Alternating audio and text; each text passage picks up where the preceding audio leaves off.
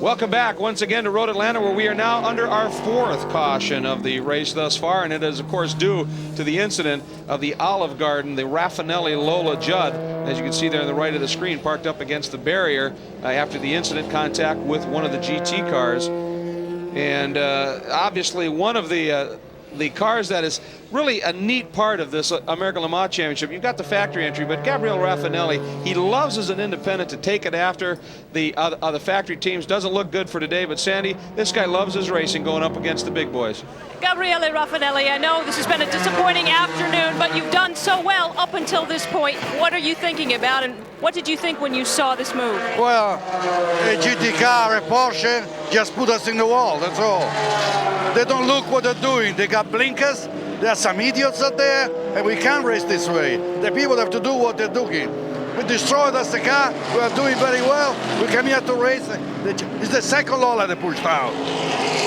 Some frustrating moments. Look, they say, we are the GT3. They have to look in the mirror and see what's going on. They can't push people against the wall. This is not racing. I'm getting sick of it. Thank you. Well, a very frustrated Gabriele Raffinelli there. Now, guys, we've got a replay of this from the onboard, and we watched it during the break, and it's really clear what happens in this situation. Watch it. He's going to roll up behind two Porsches, and there's one of the GT cars will go by the other GT car around the outside of 4 here. And what happens is the car that gets passed on the left right here doesn't ever see the Lola, and boom, it gets hit there. He goes to throttle, big hard right there.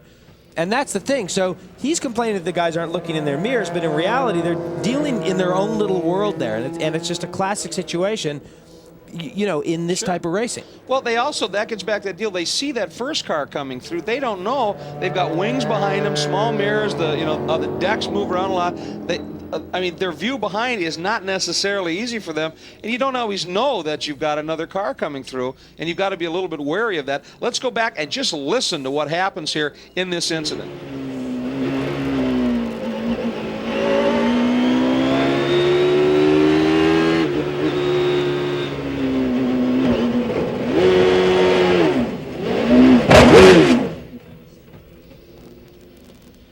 That is a substantial hit. About 90 seconds away from the 4-hour mark, we are at a full course caution, our fourth.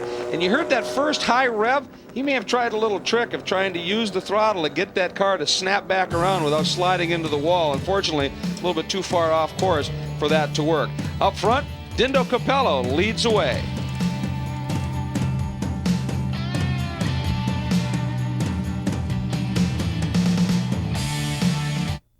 Speed Vision's coverage of the Petit Le Mans is brought to you by BMW, the ultimate driving machine. Back at Road Atlanta, and again we continue under the caution. Now, earlier Sandy had talked about the fuel problems, not so much problems, but that the consumption for the vets may have been a little bit more thirsty than the Vipers. Now we're a few hours into this, Sandy. Can we come down to you and get a little bit of an idea as to what's unfolding? Well, yes, I'm with Doug Feehan. He's been monitoring the situation. How is the fuel consumption going with those Corvettes? So far, so good. We've made some big progress in that. We're able to run comfortably 38 laps. The way the yellows are falling today, it's not really making a whole hell of a lot of difference. We take fuel and we can get it. If we're close to that window, we come in. We can probably go a little further than 38, though, if we have to. Now, you said comfortably 38. What do you think the maximum potential is? What are you prepared to risk if you get in that situation? 40? I think we'd be pretty comfortable doing 40 if we had to. There was a little bit of a stumble there. Is that Freudian slip or more than 40? Well, maybe more than 40, but we don't think we're going to get in a position where we have to do that. And we don't want to tip our hand too much for the competition. Oh, there's Doug Feehan, a great poker player if there ever was one. Well, and remember, these guys also carry the same fuel as the prototypes, and with the power output, that's why we see everybody coming into the pit sometimes about the same window.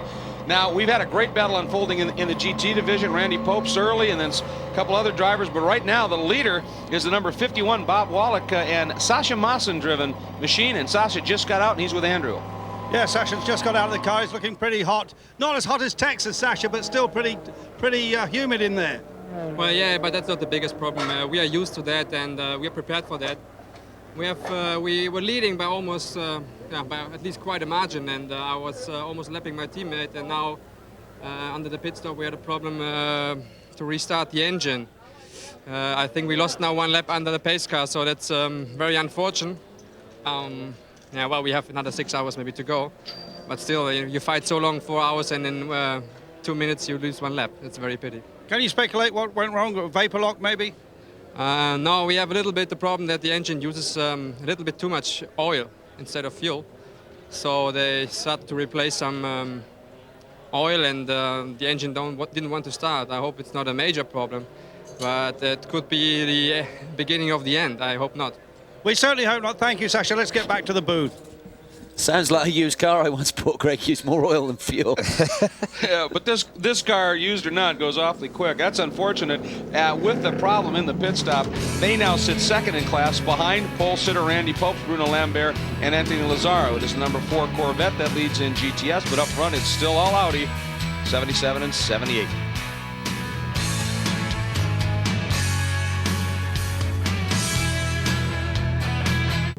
Welcome back to Speed Vision's live flag-to-flag coverage of the Petit Le Mans, quickly becoming one of the crown jewels in the world of global endurance racing.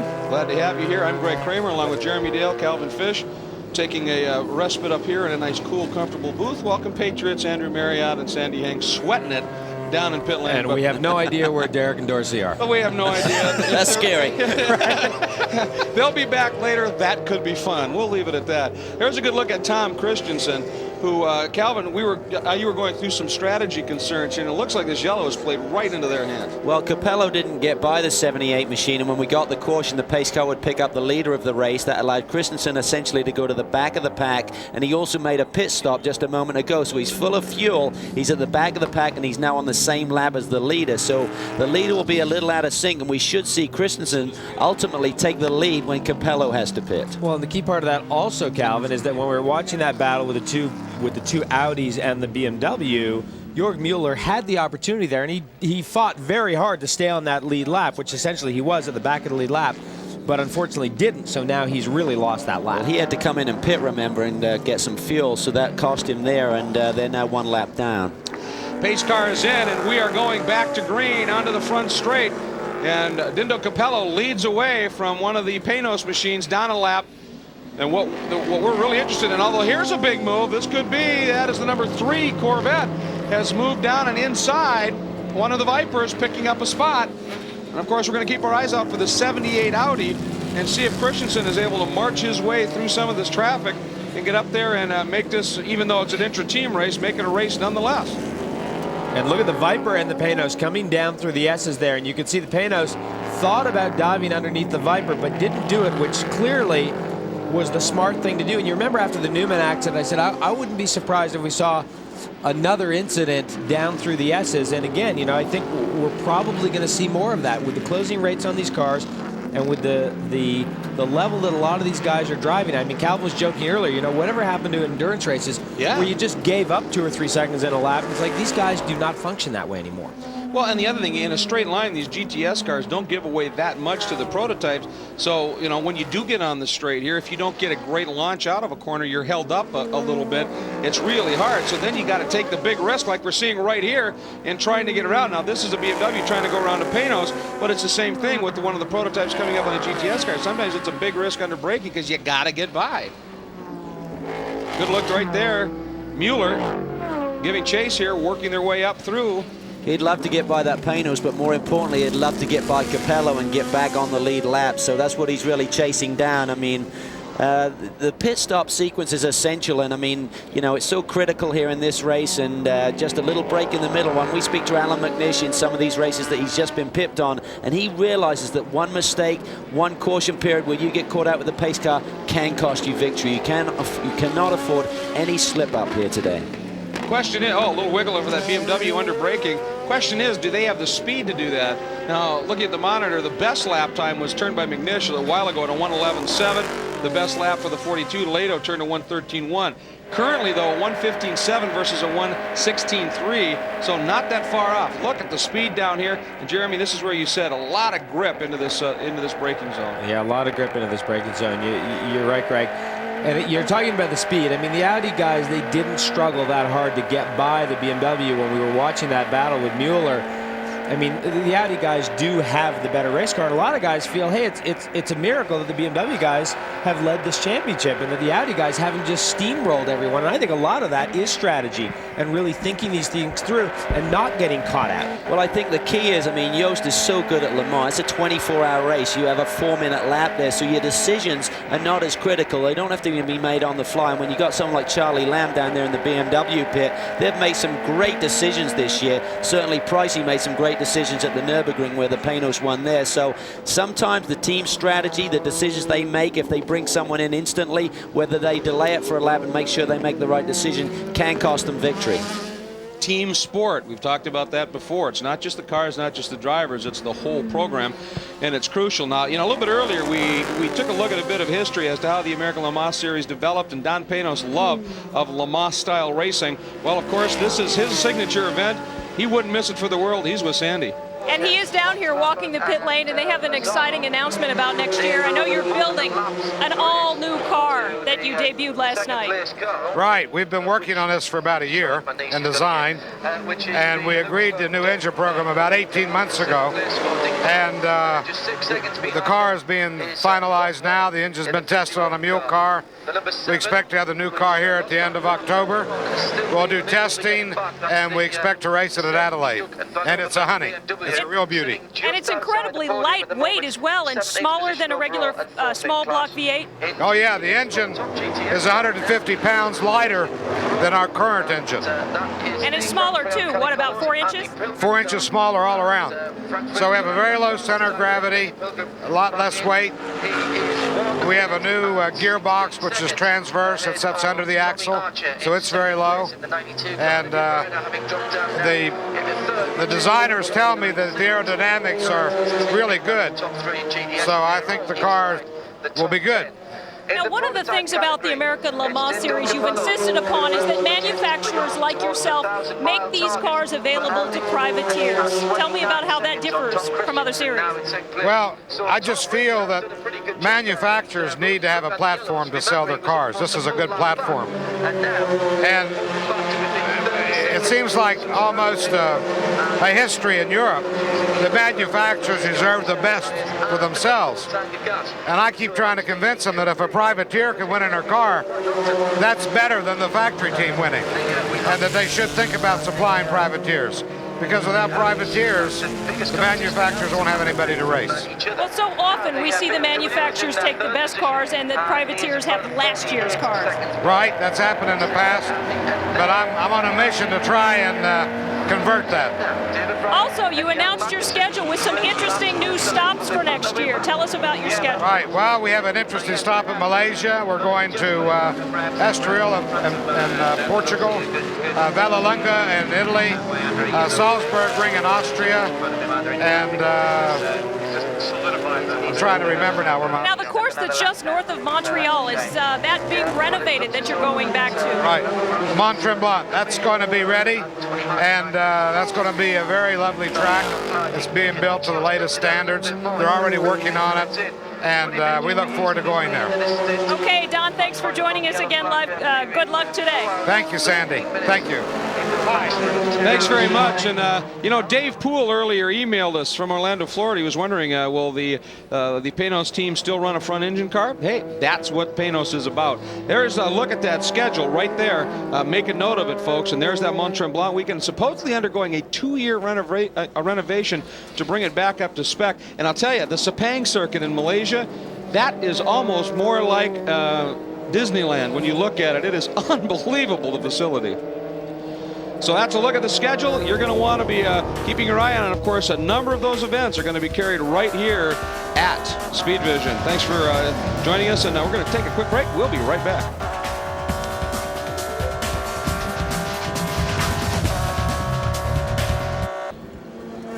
We are back at Road Atlanta for the Petit Le Mans. There's a good look at the #1 Le Mans prototype Panos car. It's the one in the hands of David Brabham, Jan Magnussen, that has been so effective. Now, take a look at that car, because we were just talking about what's this new Panos like. As a matter of fact, Jonathan Harney emailed, can you give us more sight on it? Well, Andrew Marriott gave us a very good look at the Panos earlier. Andrew? Well, this is the future of Panos in the American Le Mans Series. This is the brand new car designed by Andy Thorby. Obviously this is a model, but the car is very close to completion and it will be raced, they say, at Adelaide. Now it's all been designed around a purpose-built Paynos engine designed by the Zytec organisation. There you see the actual engine. That is a V8 aluminium motor, and the big thing about this is it is almost half, I'll say that again, half the weight of the Ford V8 that the team have been using now. That allows them to reduce the whole frontal area of this car. Now you've got this interesting situation here, almost a nostril at the front. Those are the air restrictors coming into this new Zytec engine, which sits way back down here. Also most interesting are these fins. These are structural fins. They are to help with driver safety. You've got the lateral support here for the driver's head, both sides, and then a third fin over here. Andy Thorby, who has designed this car, says that paramount is safety of the driver. And in fact, these fins, he says, reduce the aerodynamic effect a little bit, but it's more than worth it. He's also put a very strong structural tunnel right down the middle. The transmission tunnel is extremely strong, and that will help with the engine. All the loads from the suspension are not fed into the gearbox, which is brand new and has been developed in England by Extract. They're fed into the chassis. That will stop some of the problems that they've had with transmission in the past. This is definitely the base of the new Paynos. This is the car that Dom Paynos is convinced will win him his first Le Mans. Well, that was a good look. That was a 1/5 scale model, and you can see there's a distinct driver cell they've got in. They're very concerned about channeling air back to that wing and that reduced frontal area. A lot of thought has gone into that car, Calvin. I'm glad you clarified that, Greg. So I'm going to say, if that's the size of the car, I think Hiroki Kato would be the only driver who'd fit in there. Well, I tell you, those vertical slats at the back of the car that lead into the rear wing, I mean, that's all, as you said, Greg, all very well thought out in terms of managing air over the top of that car and back to the rear wing. I mean, the car doesn't look that different from this car. Obviously, they've learned a lot, but what does look different is that center section at the front, and you can see where the size of this motor has really dictated the size of the bodywork at the front of this car. Well, some people ask why a front-engine car. What it does, it puts the weight over the front wheels. It gets the car into the corners much quicker. The problem that they've been having this year is getting the power to the ground coming off the turns. You got the driver way back there. He certainly feels the car a lot better, so the response and the changes can be felt by the drivers. But with this engine, it will not have as much torque load down, and it should ease the problem with traction coming off the corners. Well, certainly they have built, I mean, I can't think of any other front-engine race car that has ever been as quick as this car. So certainly they've already built the world's most successful front-engine race car, and it looks like they're just taking that whole package to the next level. Well, I think Andrew can actually add on that. He's a little closer to that scenario down there, Andrew. Yeah, certainly, Calvin. Well, one thing you should say is those cars will be sold to customers. In fact, they may sell them before Le Mans. They definitely sell them after Le Mans to customers with that engine in. But also that engine, Zytec, once they get well into the program, will start developing those engines for other cars. So you may see that Zytec Paynos engine into other prototypes, but you may also see that engine in other categories of racing. It's absolutely perfect to be an IRL engine, for instance, at 4 litres there. So I think this is a major new development for the Paynos people. Interesting, isn't it? There's a Cadillac flashing the lights at a Cadillac to tell him he's coming by here, and obviously in a hurry to get by and not necessarily making it all that easy. Oh, so he gives him a little jink there to make sure he gets the room. That was interesting. They all side by run side, caddies. the two Dams cars getting side by side down through 12. Whew. They all run caddies, but there's definitely some team rivalry between the factory squad and the Dam squad, probably fueled a bit by the fact that Dam squad has been just a tad quicker than the factory group for, since the get-go on this program, really. There really is, and there's a lot of pride at stake. The Dams team certainly looked a lot better at Le Mans. They had the car burned down. I believe Goossens was at the wheel when that happened, and but they've been in a development curve with this car. They're making some new decisions for next year, and as Jeremy's talked about the commitment level, it takes a lot of money. I mean, the numbers have been bandied around 50, 100 million for Audi. That's a lot of coin. You know, you can spend as much as you want. The question, and spending money does not ever in racing guarantee success. Witness Toyota. Yes, witness Toyota, absolutely. So, you know, it's spending the money, making the commitment to do that, at the same time putting together the right package with the right people and bringing it all together, and that's what it takes. I think Audi was very smart going to Yost, who had tremendous experience at Le Mans, having won the 24-hour race there, and say, okay, you run this program. Well, sometimes you have to find the right partner for a program to really bring it to that level of success that it's capable of, and they certainly have achieved that. It is 5 o'clock Eastern time, and we'll be right back.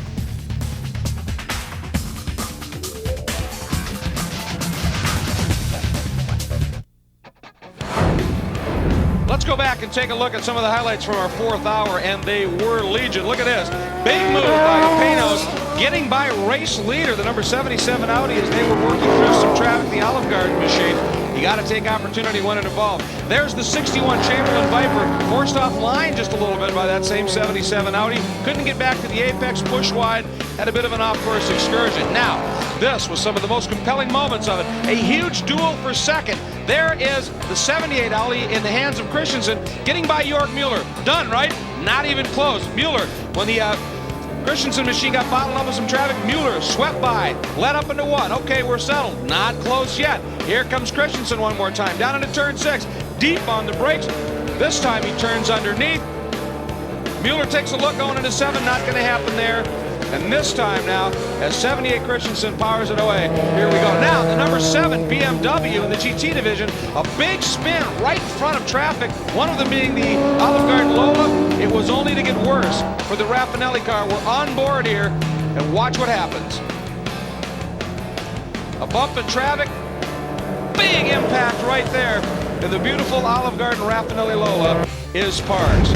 That's the American Le Mans Series here at Petit Le Mans, and we have one of the Patriot Vipers in the GTS division has gone inverted, and that is down at the bottom of the hill, Jeremy, right down into the turn 12 area, and we think that might be the number 12 entry of Gilbert, Jean-Paul Jr., and Neil Hanneman, who's of course an engineer on the Viper program. And that is a big hit. Look at that car. That is a big, big hit, and obviously we are full course yellow, so they'll dispatch safety crews down to that. Of course, the corner worker giving the signal to please send the ambulance down. That's pretty standard. I mean, you get a driver upside down and it's in a hot area. One of the reasons that they'll request that is if you can get that ambulance between the car and oncoming traffic, then you can, I can see the driver moving inside. So they wanted a rescue vehicle to get between oncoming traffic and the car. Then workers can safely respond to the car, knowing that a car coming down the hill, for instance, is going to have to get through that emergency vehicle before they get to them. So right now they're consulting with that driver. This is scary. The trouble is you pop your belts and you suddenly drop another 6 inches and hit your head on the roof, so you got to be careful in there. But we're just hoping and praying that this driver is okay inside the car. We've got the corner workers on the scene right now. And I'll tell you, there's a real advantage of these GT cars is that you can open that door, which gives you, because there's a lot of race cars that are tin-top cars, there is no door to open. And Andrew, I believe you actually saw this incident? Just saw the end of it. I saw the final turnover, but I'm in fact on the corner now, just opposite. Just seen the driver is being pulled out of the car now. He looks totally uninjured. The corner workers are right there, but the car upside down. They only bought that car some 8 days ago. Not quite sure who the driver is. They led away from it. Obviously a little bit shocked, but uninjured. Well, that is JP, good news that's indeed. for Yeah, sure. it's not John Paul Jr., and I don't know that is, well, that might be Neil Hanneman. I'm not sure, to be honest. We don't want to speculate. The good news is he's okay. The medical team is on hand there, and they're talking to him as well. And one thing you were talking about is Calvin undoing the belts and dropping. One of the things that they teach you nowadays is if you do get inverted, they say when you're ready to pop your belts on that, put your hand up onto the ceiling, release it to give you some sort of cushioning before you drop. Now, we think actually that's Brett Parker. He was a last-second replacement for Henry Gilbert. He was originally scheduled in the 11 car. They put him in the 12 car. Actually, that team's a brand new team. They have only owned these 2 Vipers for 10 days. They had one car go off big time in turn 1 in testing. They repaired it and got it into the race, and let's look at it real time, Jeremy. Well, this is coming down the hill, out of the bridge, gets a little loose there, and never really gives up the throttle, gets into the pea gravel, and the tires just kind of tripped the car a little bit. So it wasn't really a hard hit. It's just that the car ended up on its lid. Well, that gravel definitely doing the job. I mean, he still got in with some pace, obviously, but he scrubbed a lot of speed through that gravel before he got there. Yeah, but between the gravel and the tires, it did a very good job there. Just a little bit sideways coming under the bridge. Let's have a look at it again. So the car will pop out from under the bridge, gets to the power, and of course these cars, tremendous amount of power, and he stays on the power there, and then it gets turned around the wrong way, hooks back, and the tires, you can see there, they do a great job. He just barely touches that wall.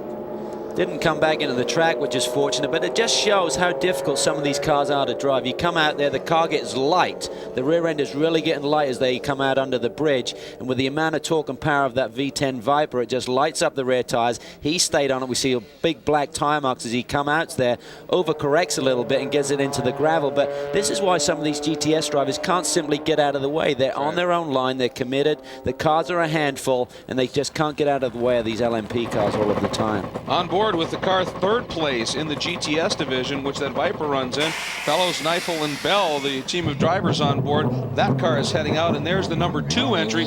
Currently, when it pitted anyway, 2nd in the GTS division in the hands of Tommy Archer, Heisman, and we believe it's Dupuis behind the wheel of that car right now. So the pit stops are going to continue. This is the 5th full course caution of this year 2000 Petit Le Mans. And everybody gonna know, we would think pits might be getting a little bit busy, so we'll step away now and come back and cover it for you.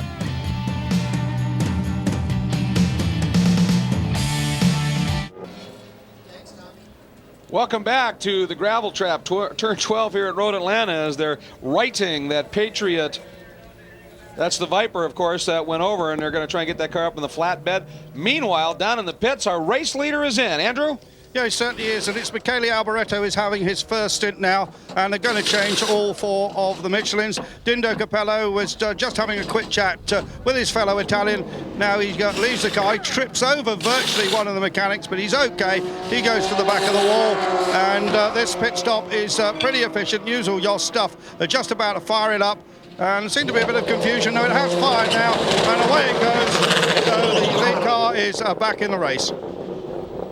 Well, that must be very flattering to Reinhold Jost to have people refer to it as the usual Jost stuff. I mean, the guy's a legend and what he's able to do.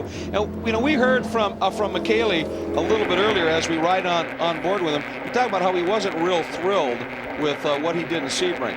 Boy, did he make up for that at Le Mans. He did some unbelievable Ironman stints and was bad fast there as well. Well, as Derek called him, he was the animal there. I think he did 4 stints in a row, and we saw the lights blinking there on the dash, Jeremy, which means the rev limiter is kicking in there, the speed limiter going down pit lane, so he doesn't exceed 60 clicks, I think 60 kilometers, about 38 miles an hour is the speed limit. Very slow. It means it's the same for everybody and makes it much safer in pit lane for the drivers, teams, and the pit reporters down there. Yeah, most importantly, the pit reporters and the camera crews as well. Doesn't bother you much when you're in a booth, though. No. By the way, Dindo Capello, of course, just put in a great stint in that, and he's with Andrew. Yeah, Dindo, we're live here. Dindo, you had a very good stint there. Yeah. Unfortunately, the yellow came in a very bad moment for us. We lost almost 1 lap. And now I don't know why in the last yellow the pace car didn't wait for the leader, and I really didn't understand what happened. So you've done a lot of hard work and it's all been wiped out? Well, yeah, it was not so hard because when we restarted after the yellow was very good. Unfortunately, I lost. I was 1 lap behind the BMW. I lost it due to a slow car in the last corner, and the BMW could overtake me easily on the straight, and okay. And then 1 lap later was yellow and was not very good. How's the car? Well, it's very good, just a little bit too lazy in the chicane, and where I cannot brake very, very late because the turning in it was not as good as yesterday, but it's okay. Going to have a rest now, 2 or 3 hours? Yeah, I don't know. We have to wait because with so many yellow, change everything very quickly. Dindo, thank you. The yellow changed everything. Oh, indeed it did. The top three now basically on the same lap, and great use of, or descriptive term, Calvin. The car's a little lazy in the chicane. What does it mean? It means it doesn't transition well from the left to the right, and I think that's an indication of the setup that they have on the car. They went soft, which means it has better grip in the low-speed stuff, but when you run a little softer setup, the roll stiffness is not the same, and it doesn't change its direction as quickly. And it's interesting because he referred to the chicane, but, you know, as you go down through the S's, that's just as critical. I mean, there's a lot of transitions all the way down through that part of the racetrack, and you would think it might be a little bit compromised down there, but obviously this car has been solid all day. That's the number 23 Alex Job machine. Pole sitter Randy Popst and his crew leading in GT have stopped in the pits. There may be some mechanical issues with that car they're checking on. And the third place machine, number 42, down in the pits. And that looks like Leto has gone back behind the wheel. I'll tell you what, guys, this car simply refuses to lose the Audis. Other cars have dropped the lap 2, 3 back even. This team refuses to let them go. And there you see problems, possibly stuck in gear. We're getting a report. We're going to confirm that as soon as we can. But some problems for the number 23 GT category leading Cranium Porsche from Alex Job Racing. We'll be right back for more here at the Petit Le Mans.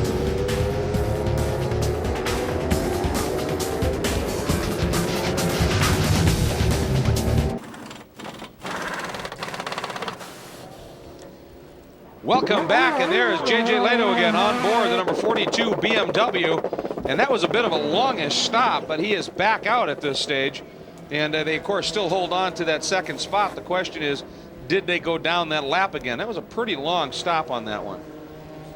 One of the Panos is following him out as well, so J.J. Leto now, you can right there, that's where you can pick up the revs and accelerate on your way up the hill, and they do that in earnest when they get there. And they're heading up the uphill right in there, and there is a really trick new technology out in terms of visual technology for television. It's called InMotion. And what it does is you can overlay different cars going through the same portion of track at different times. Here come two GTS cars. Now this is on different laps. One's the Viper, one's the Vet. Look at the different lines. This happened on different laps. The Vet, a little bit tighter line, but for some, that wider line for the Viper, it lets them go quicker through the corner. Vet seems to be able to be just as quick through that corner using that tighter line. Now once again, we'll back it up and you can take a look at it. And the amazing thing here, these happen on different laps, but with this new technology, they can do that overlay and show you that. You know, this could be a driver's worst nightmare, because if you laid the same driver over and over and over and you showed to the team manager and you did something different every lap, you might be out of a job.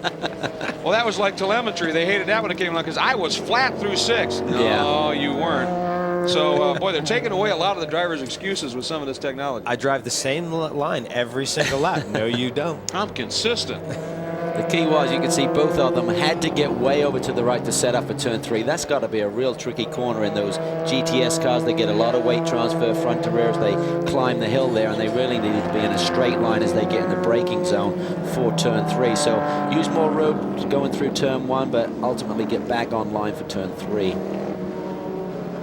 On the downhill now, let's go down to Sandy, who's with Bruno Lambert in the number 23 Porsche. Well, Bruno, I know you weren't in the car when this developed, but it appears you've got some type of a gearbox problem, maybe? Yeah, it's a big disappointment. The Cranium Porsche was running really well, and I think we were battling for the lead. It looks like it's stuck in gear right now, so we don't know exactly what's going on. We're hoping that it's not a terminal problem, that Randy will be able to go back out, and I hope we won't lose too many positions. You were in the lead at that point, and I know you'd worked very hard to keep the car competitive. Yeah, you know, we really nailed the setup. The Michelin tires were working amazingly well, and I think we had a really good chance to win this race. It's very unfortunate. I'm very disappointed. Out on the track, we've been seeing a lot of dogfights, and you guys have had to dodge issues watching in front of you and watching behind you. What is the situation out there that you've observed? Is it coming into a lull now in the race, or the driver's been just as aggressive? Well, I've been out of the car for a little bit because Anthony Lazzaro, our third driver, was in the car right before Randy got in. But when I was out there, it was really bad. It was really tricky. the prototype drivers are very, very aggressive. I think too aggressive right now, and I think that a lot of new drivers that don't do the entire series are driving right now, and they don't know which of the GT cars are fast and which are fighting for the lead, so they just tend to be aggressive with everybody. And I had contact in turn 7 when I was passing a slower GT car, and a prototype driver tried to go 3 abreast into 7. There's just no room, you know, and I'm not gonna give him room. You know, it's just like we fighting. I had, you know, one of the barber car behind me. We're fighting for the lead, and we cannot give them room more than, you know, than we should. Okay, that's Bruno Lambert hoping they can get their Porsche back out on the track. Thank you. That's been a real struggle. We've seen that, and of course, you know, that's one of the deals that that he's talking about. Especially when they're in their own battle, they can't just hit the disappear button. There's 2 sides to every story. True enough, isn't there? Absolutely right. We continue under the 5th full course caution of this year 2000 Petit Le Mans. Again, we're closing in on the halfway point. 197 laps is halfway, and we're but 4 away. So, yeah, we're on pace time-wise too, because we have that 10-hour time limit, and we're going to just squeak in inside of that for the first half. We'll be right back.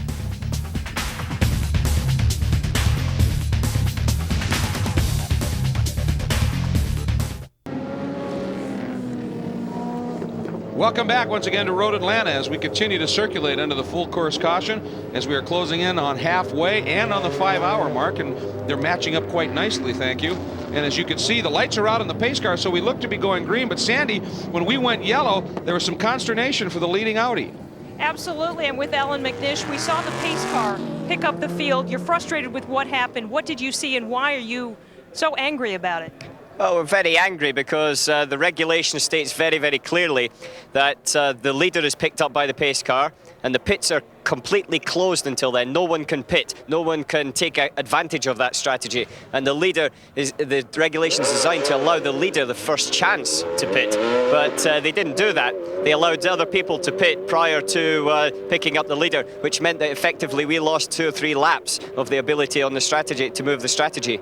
Now, you have seen this happen before, and it has cost you dearly, hasn't it? Yellow flags certainly have, because you know, we had a 45-second lead at the beginning of the race and lost that due to yellow flags. We had a lap lead earlier on, just a couple of hours ago, and lost that. And so it's very frustrating, but that's the life in America. We've got green flag racing again. Yeah, we also had one of our Dams Cadillacs go almost 4 wheels off coming out from under the bridge. That was a bit of a dicey moment. They saved it and lost a lot of time, and we watch everybody cycle through turn 1. There's Leto aboard the BMW, nice and clean. Panos following in suit. Getting back to what Alan was talking about, I think there's the pro and the con on that. He's absolutely right that it's designed to allow the leader to get the first opportunity to pit. But Jeremy, when there's a big incident, when somebody's inverted, the onus goes to the safety of that driver. You got to slow that field down. Well, as Alan said, you know, the regulations state the pace car picks up the leader, but you've got a car upside down, you've got a driver, you don't know what the situation is. You just send the pace car, and that is the first priority, is the safety of that driver and everyone involved in that situation. So now, whether cars were allowed to pit when the pit should have been closed, that is a different issue. Exactly. I think that's the bigger issue. I think that's what he's more concerned about. The guys were pitting before they were. I don't think he minded. They should pick the field up, get the leader to the head of the pack, let everyone else circulate, and then open up the pits, and that took that opportunity away for him. That's absolutely right, and they certainly could have done that. I mean, you go full course yellow, you roll the pace car, pits are closed. That's simple. There's a nice move down into the turn 10 area again through the chicane, and boy, right there, that is the 78 machine of Tom Christensen. I think still behind the wheel of that car. Yep, and he has been incredibly quick as of late as we spotted, ran down and took second away from the BMW, and now being on the same lap and only 8.5 seconds adrift of the team number 77 machine. You know, Christensen, remember we talked about it. Sebring, he beat McNish. Le Mans, he beat McNish. Petit Le Mans, wouldn't bother him. And Andrew talked earlier in the show, there's a little bit of inter-team rivalry going on for the overall championship. Emanuele Pirro has put his foot down. He said, I'm the #1 man on this team. I should really be allowed to win this championship. Alan McNish has other ideas.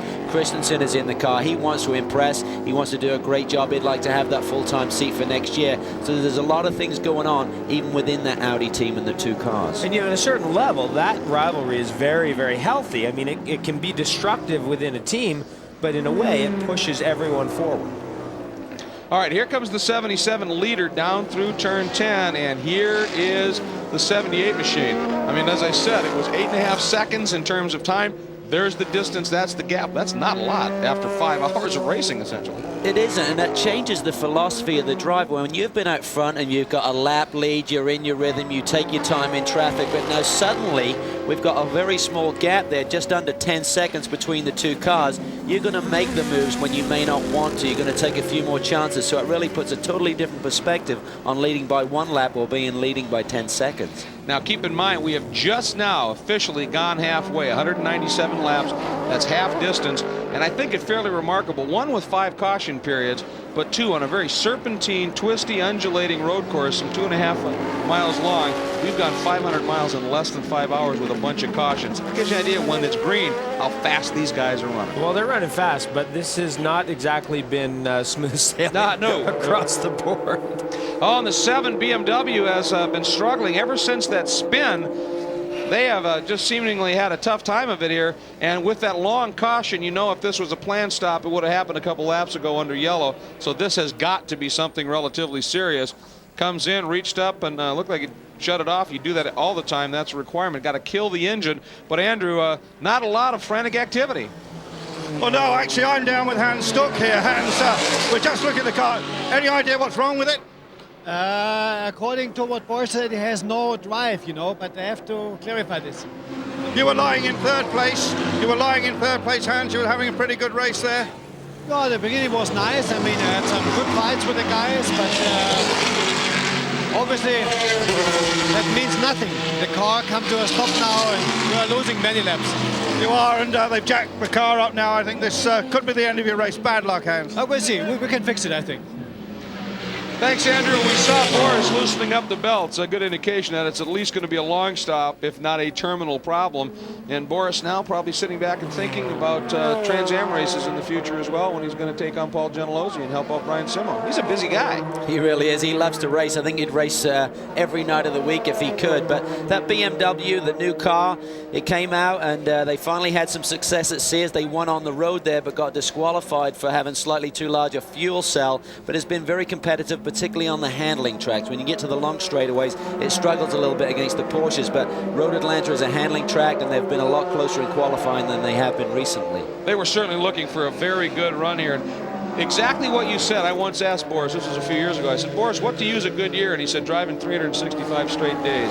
That is what he absolutely loves to do. Let's go once again and take a look at the interval. Last time by, it was down to 7 seconds. 7 seconds on the timing and scoring monitor. So there is little question that Christensen closing in just a little bit now. Well, there he is. Oh, and did you see the leader down through the S's that are running up on traffic? Don't forget, the BMW is trying to get a lap back here. So there's a lot of pressure here in a couple of different ways. Yes, the team car, the 78 car, is putting on pressure, but that BMW desperately wants to get a lap back. And they do not want to let it by. I mean, they know the significance of that.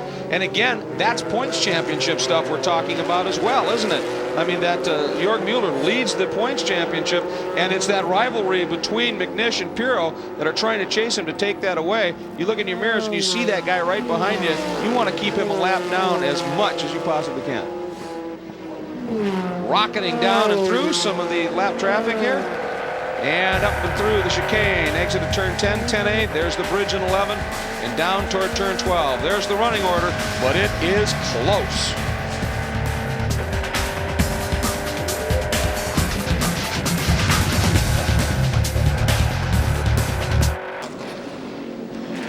Welcome back to Road Atlanta, and the battle on the track is fierce. There's also a fierce battle for the Formula One World Championship. The next race, the Japanese Grand Prix at Suzuka, live on Speed Vision. Both qualifying October 6th. That'll be midnight Eastern Time. And the race live October 7th, 1 a.m. Eastern Time. When it's live from the Far East, you got to get up and watch it in the dark. But it has been brilliant. Michael Schumacher, Mika Hakkinen, the battle is on. Don't miss it. The Japanese Grand Prix, and don't miss Villeneuve flat out through 130R. He absolutely loves that track. But we have a great battle going on here, and boy, right there, it was so close just a bit ago, but Michele Alboreto got a little bit of a break and cleared away a tad from Leto. but both of them were held up, and that margin now is down to, less than 2 seconds for Christensen. Yeah, these three in lockstep have been catching the lead car hand over fist the last 3 laps, and Brabham put a phenomenal move on the BMW, but now it looks like he's back by him. And look at the lights flashing. It's like, we're coming, boys. Yeah, get out of the way. This is for a points battle, but of course, this is also Panos Roadster country as well, so Brabham's not just going to give way that comfortably. And then there's the lap traffic here, and it looked as though Lato may have got bogged just a bit there and held up. Well, the #1 car, the Panos, right now shown 4 laps down. That doesn't mean you don't want to try and get back by the leader and get a lap back if you get a yellow. That's the way you claw your back way into contention in these races. Well, in theory, we still have 5 hours of racing remaining, and we have seen big things develop in long stops. And wow! Very close down through 12. He got bottled up bad, and here comes Lato. Look at him go to the inside. Michele sticks to the inside there, protects his line, but Lato got him on the outside. Lato, the BMW, now on the same lap. The top 3 on the same lap. Lato certainly on the bubble, but more importantly, for Michele Alboreto, he looks in his mirrors now and he sees an angry Tom Christensen. Not mad, just angry. Motivated, put it that way. Oh, look at that. Boy, that was a very, very intense turn-in for Alboreto down in turn 5. A lot of rotation. And look at glancing in the mirror, constantly glancing in the mirror, looking to see where that Panos is. Is that Brabham or is that Magnussen? I think it might be Magnussen looking at the helmet. I was so excited I couldn't tell. No, I thought it was Brabham too, but you don't lose a lot between Brabham and Magnussen. I mean, both world-class drivers, and a lot of people have argued that David Brabham is probably driving better now than he has at any time in his career. He is, and a lot of people attribute that to Magnussen's presence. Former Formula 1 driver, as David was, he's really pushing him. Well, there's a lot of conjecture about who is ultimately the best sports car racer in the world right now. A lot of people say McNish, of course, and there we see Alboreto once again getting traffic in the very critical turn 12. Christensen getting a run down the inside. That's the lead, and he takes the lead. And look at Magnussen going with them, but we have a new leader here. 5 hours in, 500 miles into an endurance race, and they're battling back and forth for the lead. American Le Mans Series is alive and well. Look at that crew. They're liking it, but I think they're nervous too. Well, so Magnussen, even though he's gotten by Alboreto, has not got his lap back because Alboreto's no longer leading this race. On board with Alboreto up through 5. Boy, that's some great onboard stuff, and that is a very, very dicey corner. You got to carry so much momentum. Here it is, right there. He gets parked behind that Alex Job car. Christensen, that's all he needed. And that is twice now for Michele Alboreto getting held up by a GT car coming through 12. And of course, that's just going to give this guy Lato even more room to deal with here.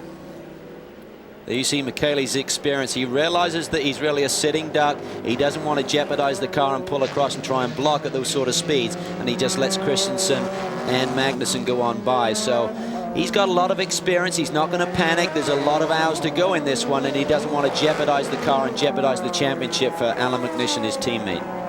Now the question is, can Christensen catch the BMW? Look at that. Oh, they hit! Magnussen, damage to the back left rear of the Audi, certainly, and the right front of the Panos.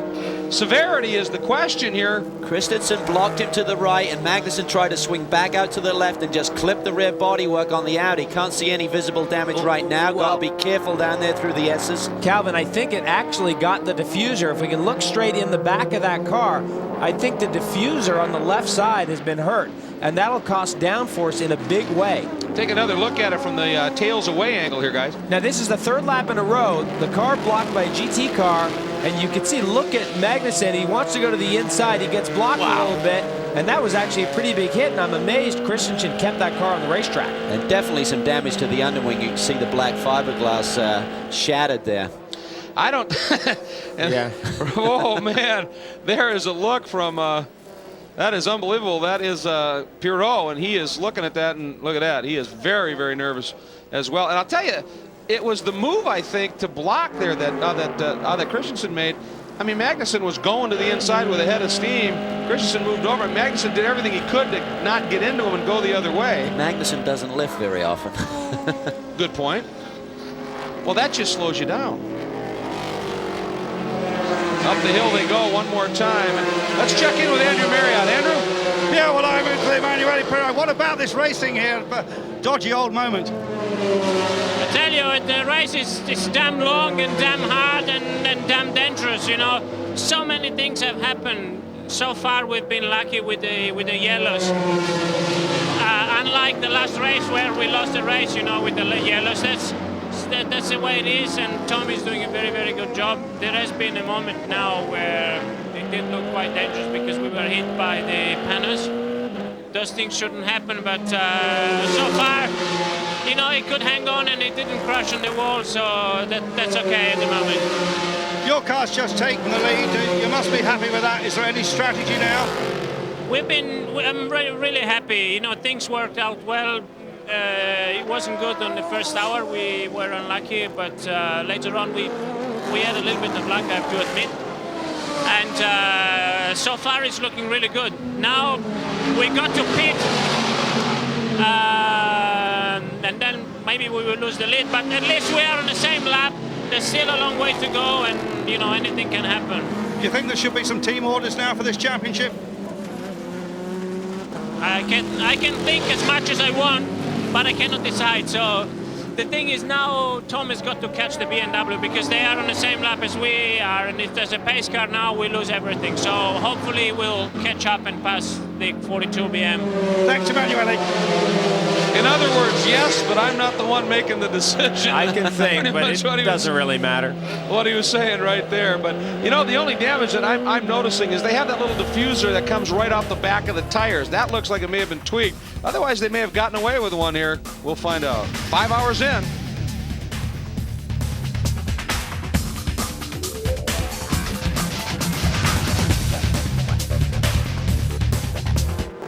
Back at Road Atlanta for the 9th round of the American Le Mans Series, the Petit Le Mans. And it would appear, gentlemen, that Tom Christensen, in order to avoid anything like that happening again, somebody hitting him from behind, has just dropped the hammer. He's just turned a very fast lap, you were pointing out, Jeremy, trying to make good his escape. Well, what he's really trying to do is catch the BMW and get them down a lap, because as it's already been pointed out by Emanuele Pirro, if we do get a full course caution and the pace car comes out, that BMW is on the lead lap now. There's the BMW and there is the Audi, and that gap has been closing down.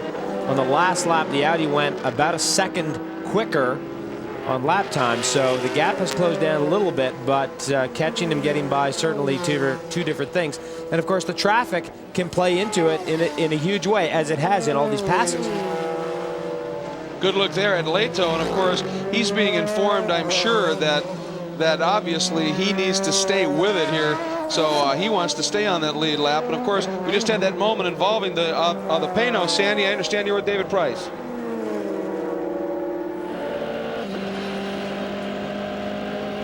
What did Magnussen say about this? Well, Jan hasn't said anything to us. Jan's not a great talker when he's in the car. But you saw it unfold. Yeah, we saw it on the monitor, and I can't really understand why the Audi would pull across a car that's 3 laps behind trying to unlap itself. Strange move. I thought it was crazy. Well, you had the incident earlier when Brabham was in the car. You messed up the front end geometry. We saw you just do 1 tire change on the left front. Now, what damage does there appear to be? Well, it looks like we've taken off the dive planes on that side as well, which will affect the handling. We'll lose a lot of frontal downforce now. What's been happening to your times? Well, actually, they're not too bad. I mean, Jan's still doing good times. He's still doing 13, so it doesn't seem to have affected it too much, even though the front geometry is all over the place as well. It does appear that he's catching him again. Perhaps he just took a breather and he's having another run at him now. Okay, that's David Price. He's here with Dr. P. Let's go on down to Andrew. Yeah, I'm standing in the Audi pit at the moment, just looking at their timing monitor on a computer here. And it's very noticeable that Alboreto is now lapping in the sort of 1:14 mark. And remember, Alan McNish could get down into the 1:11. So Alan was standing here a little while ago, and then he walked off, and the word disconsolate, upset, they all come to mind. Alan McNish is not happy. He worked so hard early on, but it seems that Michele Alboreto just, right now, it might be the traffic, but just can't turn those lap times. Well, Andrew, something tells me that when Alan McNish gets back in that car, look out. He might not get out. He'll, you know, and he didn't hesitate to do that triple to open this race, and I'm sure when he gets back in, he's probably going to do the same thing. And the one thing when David Price said, it looks like they took the dive planes off that corner of the car, which would be the right front. You could still, you know, lap pretty quickly, but I would suspect it's just that you're going to be using up a lot more tires sometimes because you're going to have to, you know, you're dealing with a push, and that tends to be very destructive on your tire wear. But there's no question he has reeled him back in, hasn't he? Well, and the other thing is the Audi. Yes, he has reeled him back in. And the Audi, I think it's pretty clear, although we haven't been able to get a good look at it, but the diffuser, which is the under tray or the piece of bodywork that is really all about aerodynamics under the back of that car, has been damaged, and that'll affect the entire aerodynamic package, which will create less downforce, which will make that car slower, harder to drive, and harder on tires as well. So really, it's very likely neither really got away with anything here. They're just going to have to struggle and figure a way through it and make it to the finish. There is the margin for the other strategy you were talking about, Jeremy, the gap between the car in third at the tail end of the lead lap of the BMW of Leto and the pursuing machine of Christensen, and wanting to get that car a lap down because when the Audis have struggled this year, with the exception of the Panos and the wet at the Nürburgring, their nemesis has been the BMW.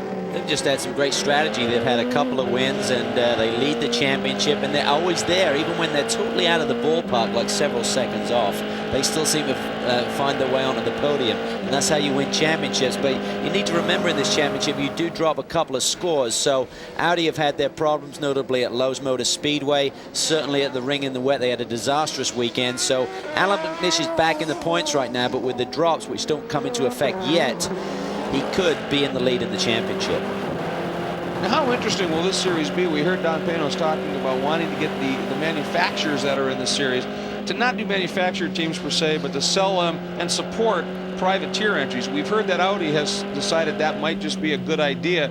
Imagine, if you would, like 5, 6, 7, 8 of these Audi R8s going up against 4, 5, 6 of those Panos. What a story that would be. And the number 51, that's the Dick Barber machine, and it is Bob Wallach, has gone off over their team, of course, with young Sasha Maassen, and Wallach is off, and they were second in the GT category, Calvin. Turn 6, that's, I believe. Turn 6. Coming down in there, and he's probably stuck in there, Jeremy. It looks like he's beached thoroughly, and he's not going to make any progress till he gets a tow. Well, this might be the full course yellow that the BMW team needs. Now, last year we had 2 full course yellows, and we're seeing maybe a dozen of them already this year. Yeah, if they do go full course, I believe it'll be the 6th. So, boy, that's an amazing switch, as you said, from last year. And remember earlier, they tried to pull that Cadillac out of the gravel without going to a yellow, and they ended up going to a full course yellow, because really you're putting, especially in that target zone there, that's about 155, 160 miles an hour in a P car as you approach turn 6, and they are in the target zone, and that's a very, very dangerous situation for the safety crew. I don't think there's a safe spot on this racetrack today with the traffic and people getting together. We've seen cars go off in every possible place, so they're going to look at this carefully. They'll need a tow truck to get him out, and I don't think it's safe to have the tow truck and the car in that position on the racetrack. And you can see the skid marks there going straight off towards the gravel pit on the approach to 6. Watching the number 4 Corvette, and right behind him now the number 34 Orbit-sponsored Porsche 911 of Leo Hendry, John Lewis, and Pete Barron. And there is our number 4 Corvette, which at this stage currently is the leader in the GTS division. Andy Pilgrim, Kelly Collins, and it's Pilgrim driving. They also share that, of course, with Frank Freon. And a good look at that machine down into turn 10, hard in the brakes. Here's the sister car, and of course one of the caddies coming up along as well. But up front we go back on board with Tom Christensen, who leads it. The margin now 12 seconds over the team car, but perhaps more importantly, they have not yet been able to get back around the BMW. We'll be right back.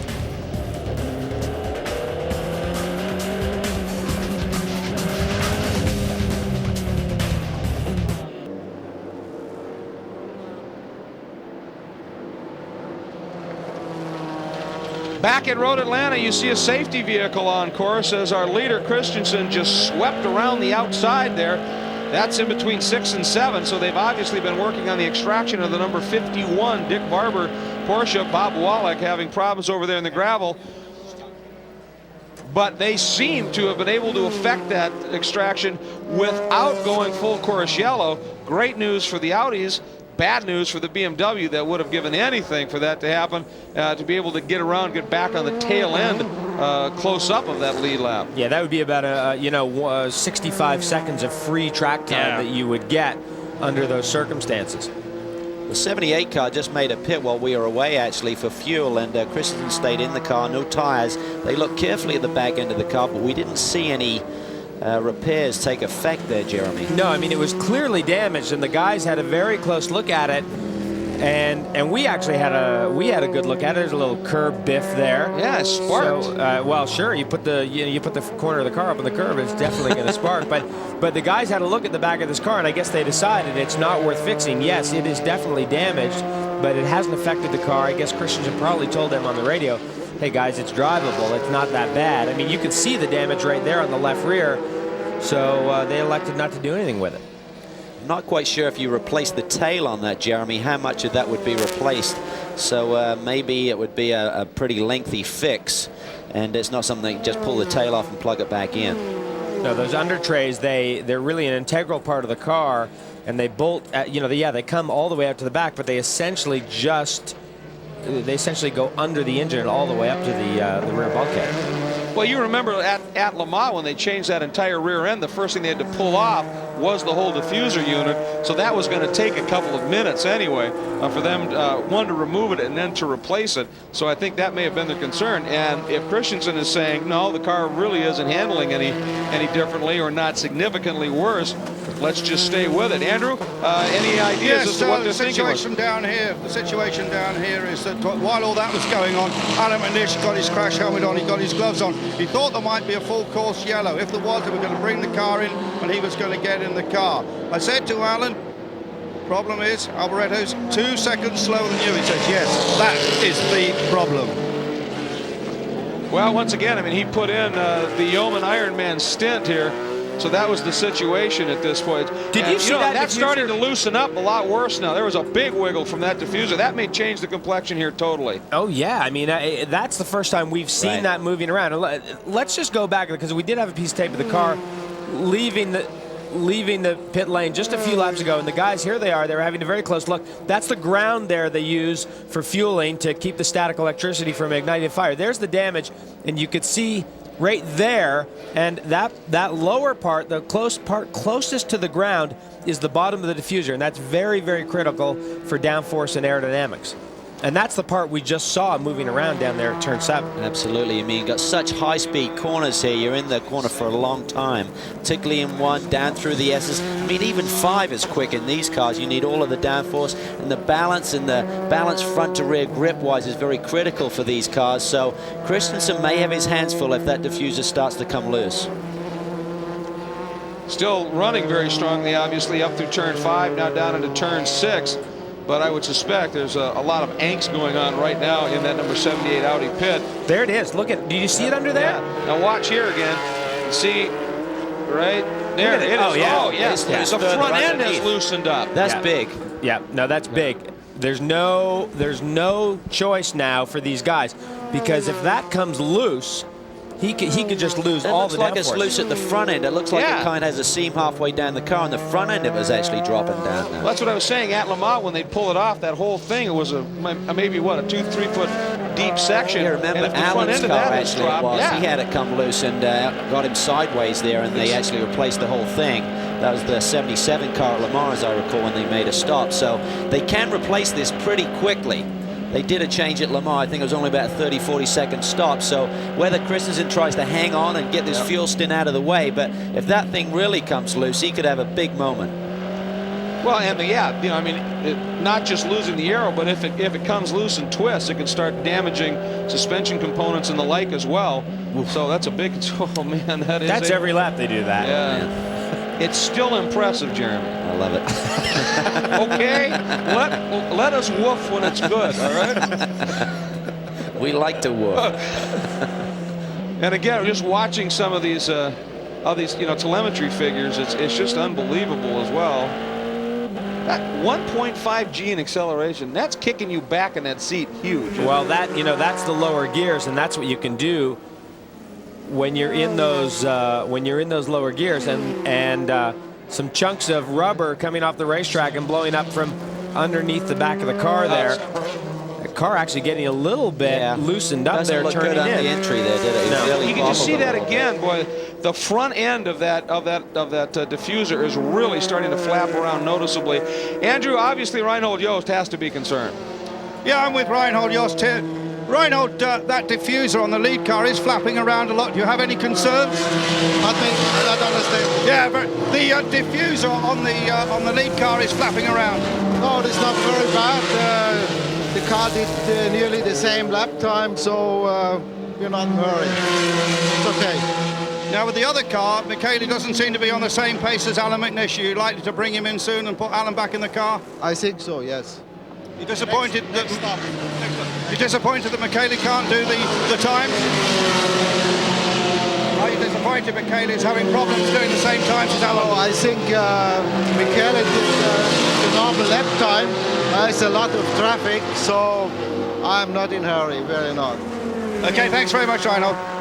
Now, he said he didn't think that it had much of an effect. And the minute he said that, I looked at the monitor, and Christensen's lap times have dropped from 112s to 115s. I mean, there's definitely some sort of effect. Yeah, he's not driving the car. I mean, and he probably doesn't realize that it's getting as bad as it is. I mean, the mechanics looked at it in the stop, and they said it's okay. They would have reported that to Reinhold, saying no problem, we don't need to change it, but it is getting worse. We're seeing it on camera, and Christensen will be feeling that. It's got really loose on the entry to the chicane a couple of times. Here's a closer look, Jeremy, as he comes on to turn 7. Yeah, this is 7 here, and this is one of the slower parts of the racetrack, and you can see the whole thing is loose there, and that's what it'll do. It'll get that oscillation going there. That means the downforce is inconsistent going through the turn. Exactly. Well, one of the things when that nose drops like that, it suddenly builds a high pressure area where it should be a low pressure as it leaves the car. That's got to totally upset things underneath that car. And the nerves, I think, are starting to get a little bit more raw than they're letting on in the Audi camp.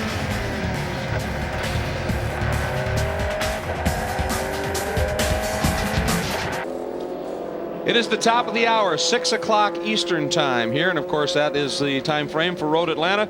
So the shadow is starting to get mighty long here at this great facility. Currently, it is the number 77 Audi of Michele Alboreto behind the wheel, leading due to the problems that have befallen the Tom Christensen-driven team number 78 entry. The number 42 BMW in the hands of J.J. Leto on the same lap, although a ways back, but not too far behind the number 78 car. And we have a great battle in GTS we'll talk about in a minute. But Jeremy, earlier we talked about when we were in the infield how immense this crowd seemed. The official figures are in.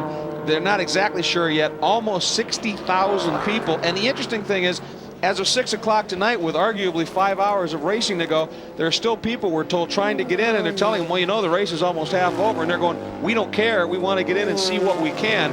I think sports car racing in the hands of Don Panos and the American Le Mans Series and this event, he has worked so hard to promote this series and particularly this event, and after 3 years, it has come good. Well, and he's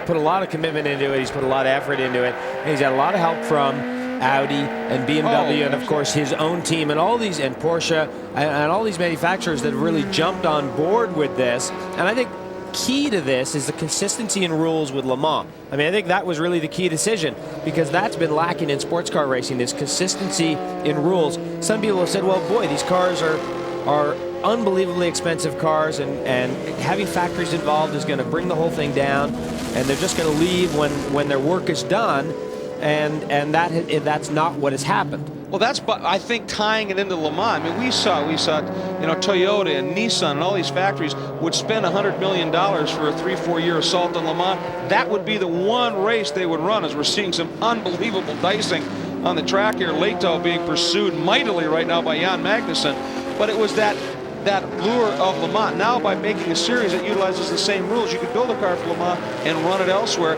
And they've now created the European Le Mans series. They're looking at the Asian Le Mans series. Now these cars can race anywhere, and it opens up that window, so you can that expense now can be sort of spread out a little bit, and you can market it better. You can do all kinds of stuff with it, and it's absolutely great. And then you see racing like this as Magnussen coming down the inside of Leto, and Leto wise to just let him go. He didn't defend, unlike Christensen. That was a great move there by Magnussen. He's on the charge.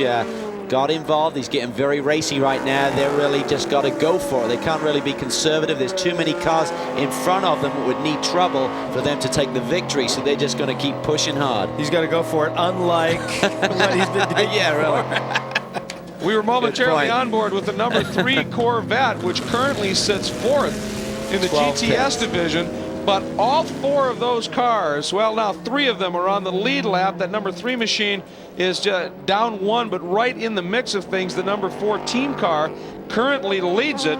And I'll tell you, this battle in GTS is immense. We're going to be following that one as well here because it's, what, 6 seconds between the number 4 Vet and the 91 Viper.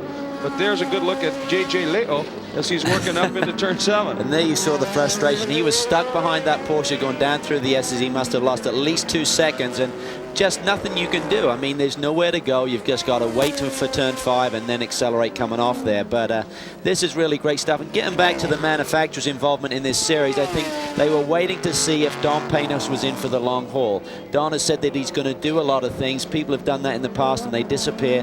Don has said he's going to make this, he's going to keep the series around for a long time, and now the manufacturers are seeing that and they're now committing to the program, and it just builds and builds and builds from there. Yeah, and it's not just the series, and it's not just Road Atlanta.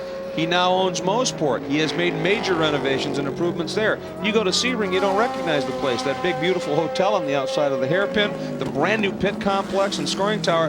The guy is deeply committed to this. And you know, as we take a look here, we're going to watch the prototype points as we'll display them for you here. And this is a key battle, of course. The one thing that I wanted to say is you listen to Panos. When Sandy interviewed him, he doesn't just walk the walk, he talks the talk. If you listen to it, he talks like somebody who's enthusiastic about what's happening. That's what we're all about here. Mueller leads teammate Leto by 3, but there's McNish and there's Capello, and they are very close, and Biela's not that far back. But remember, this race pays everybody in at 5 additional points. So if somebody stumbles, there you go. It is a real opportunity. And of course, you know, if you do hit trouble, as Bill Oberlin did, you know, that then losing those 5 points is that much more costly. Of course, Oberlin is not up in the thick of it there in the points, but certainly Leto is, and Mueller is, and McNish as well. Oh, look at this. Boy, Magnussen has the bit, doesn't he? He's not only gone around and caught Leto and passed him, he has reeled in here Christensen. Well, this team has more experience on this racetrack, of course, than anyone, and they run all times a day, and maybe this car will come good towards the end. It's cooling down out there now, and there's different tire compounds they can run, but the setup that you have on the car essentially stays the same, and maybe this Panos will really come in good as we start to cool down and get towards the nighttime hours. Look at this, threading the needle there, going down to turn 6, gets inside the 78 machine. He's made that move more than once we've seen today, just outside of one and then diving inside of the other one to great effect. And boy, he is just chomping at the bit here. But once again, we know that the number 78 Audi struggling a little bit in the handling department, and the time showing it again. He's consistently now been lapping in the high 115s. That's not where the Audi can run.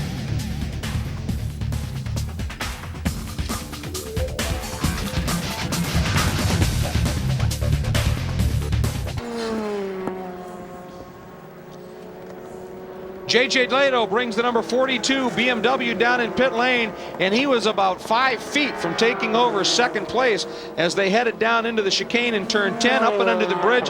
Then he peeled off before he got the nose ahead of Christensen. But there is little doubt now that J.J. Leto understands what this is all about and has dropped the hammer. And there's another thing you can look at. We talked earlier about how that the nose on the Viper looked. These cars are put through it here. That was a beautiful white machine when this all started.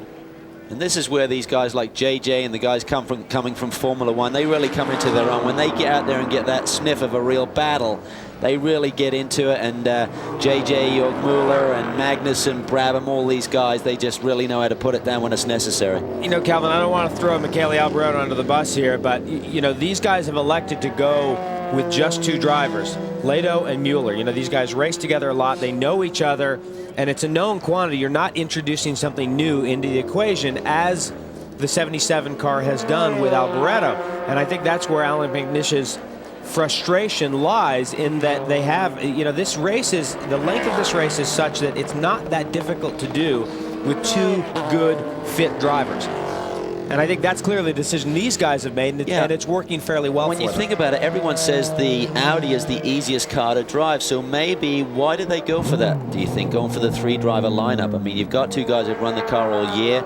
You're seeing Brabham and Magnussen running the most difficult car with a 2-driver lineup. Yeah, Audi has decided to put a 3rd driver in. They've got Michele running all their testing over in Europe, so they believe they'd be up to speed, and now he's into the pits. Michele Alboreto makes his way down into pit lane, and again out of the lead, and the car stays down at this point. We're going to watch, and it doesn't look like he's making no move to get out of the car, is he? And there's Alan McNish, and boy, McNish, the way he turned around, he made a little sign there, Greg, like, come on, Michele, let's go for it. He gave it that little fist pump, like, let's push a little harder. This one's on the line. Well, Reinhold Yost said that Michele Alboreto would be getting out of the car when he came in, and that's not what they're doing. What they may be looking at, though, is maybe looking between now and the end of the race, and again, this doesn't make a lot of sense, but maybe they just want to split it between Allen and Capello for the remainder. And having said that, looks like he stalled it going out of the pits, gets it refired, he's back underway. Maybe lost a second there. Now, we also noticed, of course, the number 91 Viper was in for a stop. They were second in GTS at that time, and Wedlinger now on board in the number 91 machine. We also saw, I believe, the number 3 vet, and Neifel has gone on board, so Chris Neifel will be taking over in that car, and we are now on board with Michele Alboreto in the car that was leading at the time of the stop, the number 77 Audi, as it heads out and on to the track up into turn 2 and 3, and watching Neifel getting buckled in here. This is interesting. I don't know, Jeremy. Why do you think the driver, I mean, the driver's a free help there. Why are they using a crew member to help the driver get in as opposed to the driver getting out assisting? I don't know. It is very peculiar because by going to the tire change, you know, they lose time. Now it's tougher to double stint in these GTS cars because they don't have the downforce. They slide around more. They got a lot of horsepower. But you're absolutely right, Calvin. And it seems that in essence, they're done with the tire change, and it's really the driver change that's holding them up here. Would it be a matter of maybe the driver, the temps inside these cars have been really bothering these drivers? Maybe they want them back behind the wall and cool down as fast as possible, let a crew member go. Sandy, you've been down there for the end of that stop. What's happening? Yeah, I was down here when Ron Fellows got out of the car. I'm talking to him right now. Ron, looks like a little bit of a delayed stop. Is there a problem with the car? No, I don't think so. Things are fine. He just picked up a pretty nasty push towards the end of that run, and I was, we were doing fine, and then the car just went off, so we were falling back again. We've been pushy and loose and pushy, and anyway, we're hanging in there. 4 cars doing a great job, and that's we got to get a Corvette to winner's circle one way or the other. Now you've just finished up on a double stint here. You've got to be exhausted. Endurance. Yeah, I think it might have been more than 2. I don't know. It seems like a long time. 2 or 3 possibly. Yeah, I'm tired. I'll take a rest. Okay, that's Ron Fellows' guy. He's ready to rest while the other Corvette is coming in. They are not going to be having a driver change on the other Corvette as they come in for tires and fuel. Well, I think they surprised you, Sandy, because it looks like they are doing that. It looks like Collins is going to get on board. And we're going to see they also have tires out as well, and the crew is ready to go for that tire change.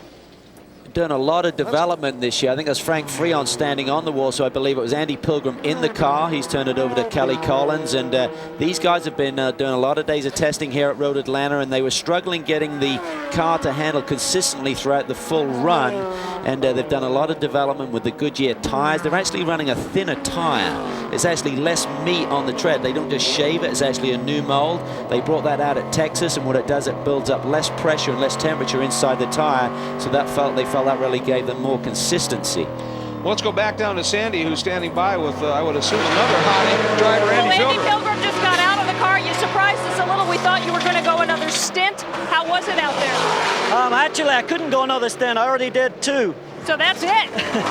It's over 2 hours. So everything's good, extremely good. I knew the 91 car was pushing real hard, so we kind of stepped up the pace to match him. But, it was good. The car is really, really good right now. It looked like at some point you and the Vipers were really dueling. And yeah, I was going as hard as I would want to go in the race just then. And I'm sure whoever was in 91 was going as hard as they could. You had a couple of marks on the car. Is there anything you want to talk about? No, no, I didn't hit anything. Just jump. Yeah, I think so, because I didn't have anybody come close. Okay, just a little bit of debris. You look exhausted as well as Ron Fellow. I'm a little hot. I'm okay. Say again. Okay, no, I just said thanks. It is a noisy pit lane here at Road Atlanta. No, we're getting a report that the number 4 car has been moving slower than one would expect, and it is. Yeah. Very, very slow out there right now. We have to see, and oh, here comes Lato. Whoa. Oh, and once again, just that dive move. That was not good. But this 4 car is Kelly Collins way behind the pace. wheel. He's probably trying to get the car running or determine what is wrong with the car on the radio to the pits. But meanwhile, Lato was coming through there, and they see him wobble around a bit, like there may be some drive shaft issues in the back of the car, Jeremy. Yeah, I was looking at the left rear maybe? wheel. No, it looks okay. I was Looks just like looking, he's not getting. Yeah. Obviously, you know, after a pit stop, the first thing you think about, hey, are all the wheels on? But Yeah, hey, it's loose. You bet it is. Yeah, it's wobbling badly. That left, look, you can see it, the left rear corner of that car shifting all over the place. Oh, that's a critical mistake to make at this stage. Those guys are in the lead, same lap as the Vipers, and you can't afford these little mistakes. Jeremy, we talked about it earlier, the execution of the strategy. You still need the speed these days in these 10-hour sprints, but you still got to execute, and that's a crucial miscue. Oh. Slow down, Kelly. It's a 10-hour race. You just got to get it back. I mean, keep the wheel on the car. If that wheel comes off, he's going to do some big damage. You're doing 180 miles an hour, and you slow down to 100. You think you're standing still, but you're still in a dangerous situation there with the race car. Now, normally, with these big nuts, there is a safety pin that if the nut backs off, it can't come off, so you can't lose the wheel. But those aren't that strong, and they can come off, and you can lose the wheel. And on top of that, it'll do damage to the hub, it'll do damage to the thread. So Kelly has done exactly what he needs to do here, which is be patient, get the car in, hopefully without any damage, and the guys what they'll probably do is take the wheel off, have a look at it, make sure it's not damaged, bolt it back up, and send it back out. Let's watch it. We followed him all the way around. He is in. And there it is. Let's see what they do. Yep, exactly right. Taking it off, taking a look at the threads, the drive pegs. Oh, look like there may be a couple of drive pegs that might be in trouble there. There's Collins, who really did a nice job. Everything else looks just fine. Oh, they hit the wrong wheel, it looked like, on top of things. So that was the only reason he went back. He had either the wrong compound tire or maybe the wrong side. He beats it on there, getting on the pegs this time. And lost a few more valuable seconds, tightens it up. A little damage there to the left corner. I don't think that's really in consequence of this situation. Maybe it got tagged in traffic earlier. Well, they've got it taken care of now, and Kelly Collins understandably giving it a bit of a wiggle there to make sure that everything's located right before he heads out. I'll tell you, when he was coming down to turn 10, Jeremy, that thing looked like it was handling as diabolically as our golf cart on the access road. And you were driving, and I was actually closing my eyes because I was very, very uncomfortable. I'll tell you now. All right. Meanwhile, up front with the pit stop, of course, for Alboreto, we have Tom Christensen out front, but the team number 77 is only 11 seconds back, and once again, that BMW is still strongly in the hunt. Once again, we are well past halfway, well past 5 hours. And this race is well and truly afoot.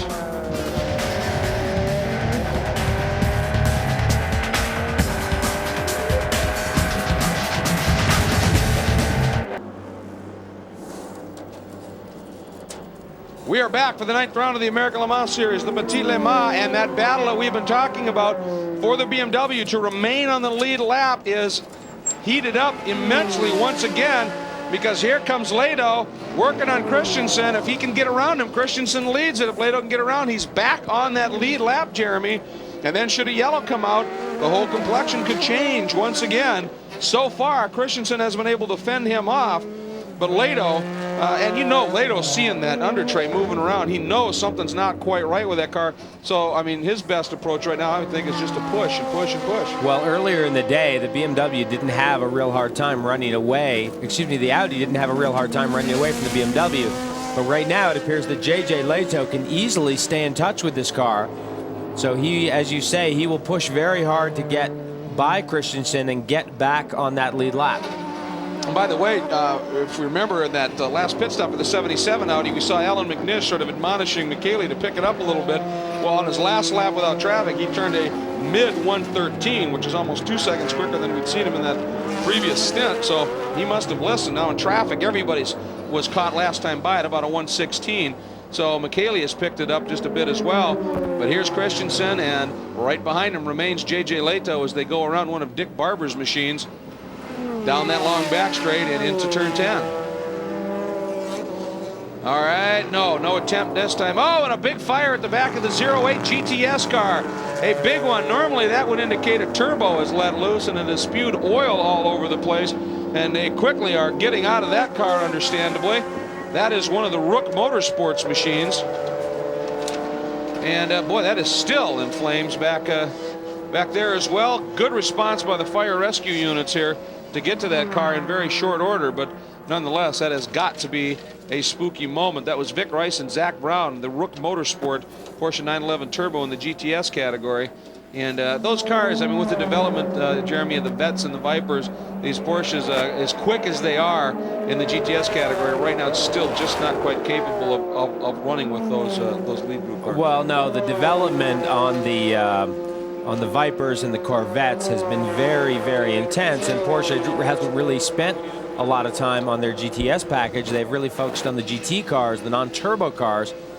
So, no, right now they have not been able to keep pace with the Vipers and the Corvettes. There is Zach in the glasses there on the right, making sure everything is okay. It looks like the fire is out on that car. We've not gone to a full course yellow.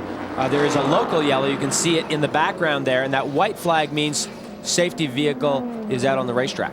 Yeah, well, they've even pulled that. Well, there's the yellow back out again. Let's go down to Sandy, who was with Martin Snow, one of his teammates in the other car. Martin just got out of the car. First of all, are you okay?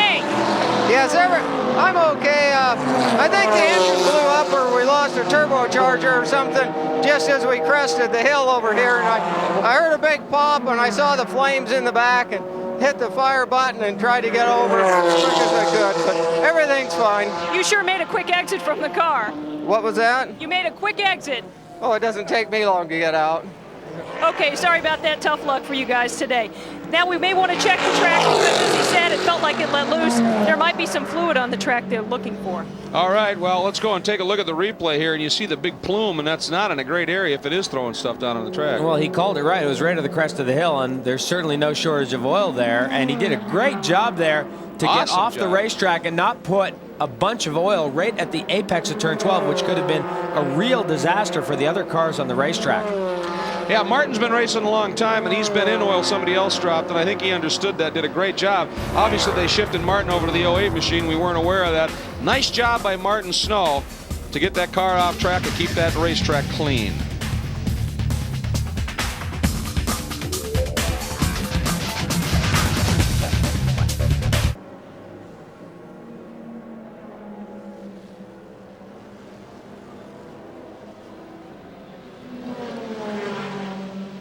Yeah, well, David Donahue is here with his feet in a bucket of ice. David, what's the problem with the old toes there? Well, it's quite warm in the car, as the Viper always tends to be. This car isn't part of the regular season, so it didn't run Texas. The other two cars have considerably more heat shielding in the footwell. Since we had quite a weekend at Portland, the guys on the team had a heck of a job putting the cars together just for this. So our car doesn't have as much heat insulation, and my feet are still a little sore from Texas. Having a big battle with those Corvettes. Well, we got really caught up by the yellow flags, the first two yellows. We lost a lap right away because the leader was just in front of us. So all the rest of the cars were able to get around, come up behind us, and then I think the same thing happened again. So now we're just playing a supporting role, trying to stay out of the way of our team cars and see where we end up at the end. David, I've made just one purchase this weekend, your father's book, which you've just reissued. It really is a fabulous read. Thank you very much. Yeah, the Unfair Advantage has been quite a project for myself and Robert Bentley Publishers. They've done a great job, and it's on their website, bentleypublishers.com, if anyone's interested. So thank you very much. That's enough of the commercial, but thank you. And I knew your father was proud to know him. Fantastic man. Thank you very much. Indeed, Andrew, and it is a great book. And just a couple minutes ago, we saw number 30, young Gunnar Jeanette, in that GT Porsche get the wake-up call as a couple of those prototype cars went by on either side. And that will forever be known as a Zonta, by the way. From this point on, that's a Zonta. Yeah, exactly right. Right there in the midst of all of that traffic is number 42, Leto, who is now mired in that and losing time, certainly to Christensen, and this is going to hurt big time. Well, he gets a little bit of a break. The Porsche in front saw him coming and let him slide through, but that has certainly allowed Christensen to ease away by at least a few more lengths, as you can see right there. Christensen coming at you. Yeah, just a few laps ago, he was very much in touch with the Audi, trying to get back on that lead lap, and now he's just struggling to get through this traffic as they go by a slower GT car, gets by Wayne Taylor in the Cadillac, but he's definitely lost some time. Now he's got some clear track, as does Christensen, at least for a couple of minutes here. It'll be interesting to see if he's able to make this up at all. And again, I mean, it really all comes down to just what that loose diffuser is doing to the handling of that 78 Audi. Well, that is certainly the big question mark right now. You know, the last lap, over 16 seconds, a 1:16.3, which is not a particularly good lap time. So, you know, yeah, Leto definitely caught up in traffic. There's a good look at the number 91 Viper of Olivier Beretta. Carl Wedlinger is behind the wheel, however. And, of course, with that wheel problem for Kelly Collins in the number 4 Corvette, Wedlinger finds himself in 8th place overall and in the lead in GTS right now, and better still, perhaps, is on the same lap, but some 40 seconds back is the team car, the number 92 Viper, and so he's got that little bit of a buffer before you get to the first of the vets, which now is number 3, Ron Fellows. Actually, it's Neifel behind on the wheel of that car. But remember, Fellows saying that car, as opposed to the number 4 vet, they cannot find a consistent handling on that. It starts one way, and then it'll go the other way in terms of loose or push. It's really struggling for him. And this is our GT leader, the number 5 car. Remember, the 51 car did end up in the pea gravel. They pulled it out, but the 5 car is leading in GT, but 4 laps back is the Dick Barber team car, the 51 car. That's Sasha Maassen in the number 51 entry, but Lucas Luhr in the lead car right now. And boy, talk about a margin. Normally it's the GT category, Jeremy, where we see the most intense close battling, and this one right now is 4 laps they have on everybody at this stage. That's rare. Long way to go. Long way to go. That's a very good point. There is young Sasha Maassen, who was a very busy man. He was racing in the GT, the Porsche GT Cup cars as well, and he's a very busy guy. But right now, Calvin, we understand there are some plans afoot regarding that diffuser in the Audi pit. Well, there's a lot of concern down here, Greg. Ralph Eutner and the team had that full caution. They were going to change the diffuser. We didn't get that, so we stayed on track. But the sports car officials came up and said if during the pit stop, when they inspect it, this is the officials, if they see it dragging on the ground, they will tell the team they have to change it or take it off. Now, I don't think taking it off and leaving it off is an option. That would destroy the balance of the race car. So we are going to be looking at a lengthy pit stop if the thing is dragging the ground. Calvin, have they said how long it will take to change that diffuser? Well, all I can go by is that Le Mans, Alan McNish's car had a problem during the event at the 24-hour, and that seemed like a pretty quick stop. It's only like typical Audi, it's like 3 or 4 pins, but if there's any damage to it, that's the problem, Jeremy, if it will align itself, if the pins will go back into the new piece. So ideally it should be about 40 seconds, but if there's any difficulty, it could be several minutes. Calvin, it's kind of tough to tell, too, because with McNish's car, when they changed that diffuser, didn't they also elect to just do that entire rear clip change as well?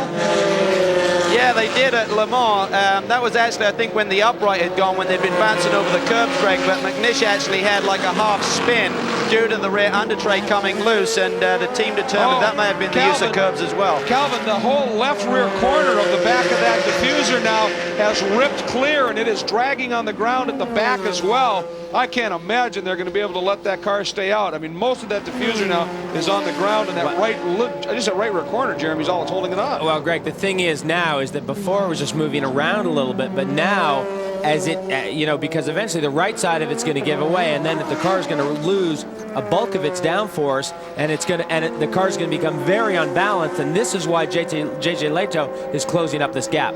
and JJ is closing up a ton, then it may be really academic, because he's got to realize that car has got to be stopping, and we'll have a fairly long pit stop in short order. We'll be right back.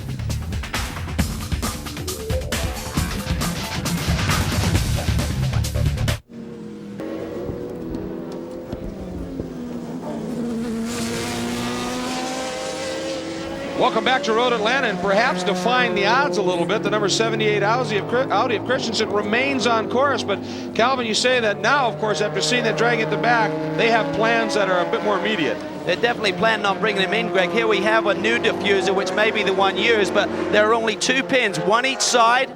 Okay, and then there's some kind of breather system which looks like a quick release fitting to plug in, so there should be a quick stop. I just spoke to Alan McNish about how the car handled at Le Mans when he lost that. He said, man, he said, not only did I need to replace the diffuser, he said I needed a clean set of underpants after driving the car. It gets really loose, it's really hairy. We do not understand how Christensen is able to run the lap times that he's running with the car loose like that.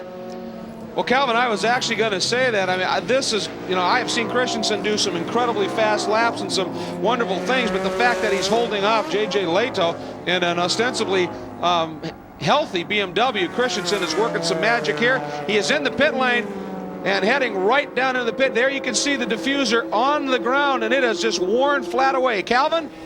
He's in the pits, and Christensen is going to be jumping out, and Manuel Pirro going to be taking over. Look at that, that is absolutely on the ground. I don't think there's any way that they're going to send this car back out in the same state. The mechanics are looking underneath. They cannot touch the car. They cannot touch the car while the refueling is being done. The car is on the ground. We expect the fueling to take about 25 to 30 seconds. The driver change is underway. As soon as that fueling is done, we expect the car to go up in the ground. They're going to disconnect those pins. Should be 1 pin each side, 2 mechanics working on it. One side is loose, the right side, the left side, a bit more trouble. That's the one that's been hit, and that's what we suspected. If there's damage to that left side, he's struggling to get that pin out. He really is struggling there to get that out. He's now trying to break it away, and the key is once he gets it off, will the other one align back up? The team are doing the rest of the work. Actually, the car is still on the ground. They're not changing tires, but now they're going to put it up in the air, give him a little bit more room. I don't understand why they didn't do that immediately, and he's trying to get that left side pin out. And wow, we're losing valuable seconds here, and all of the time the BMW and the sister car, the 77 machine, just continues on its way. They're now doing a tire change. Well, Calvin, I think the reason that they didn't jack up the car is because the jack actually comes down through the diffuser there, so they didn't have much choice. So once they get this thing apart, they're going to have to let the car back down and plug in the diffuser so it can go in there, because the rear jack gets in the way. That's exactly right, Jeremy. There's a hole actually in the middle of the diffuser where the jack post actually comes down through, and they just can't get it loose. It must be bent where Magnussen clipped him going down the front straightaway here, and they're trying to bust it loose. I think they may send him without this diffuser. I don't see any plans to reconnect it, and this is going to make the car exceptionally loose. And Manuel Pirro is going to have to really be patient with the car and adjust to it. Calvin, we had a great shot there from our cameraman. As a matter of fact, it looks like the left-hand exhaust pipe is half pinched down as well. It didn't seem to be affecting the straight line speed that much, but another potential problem there for the Audi guys.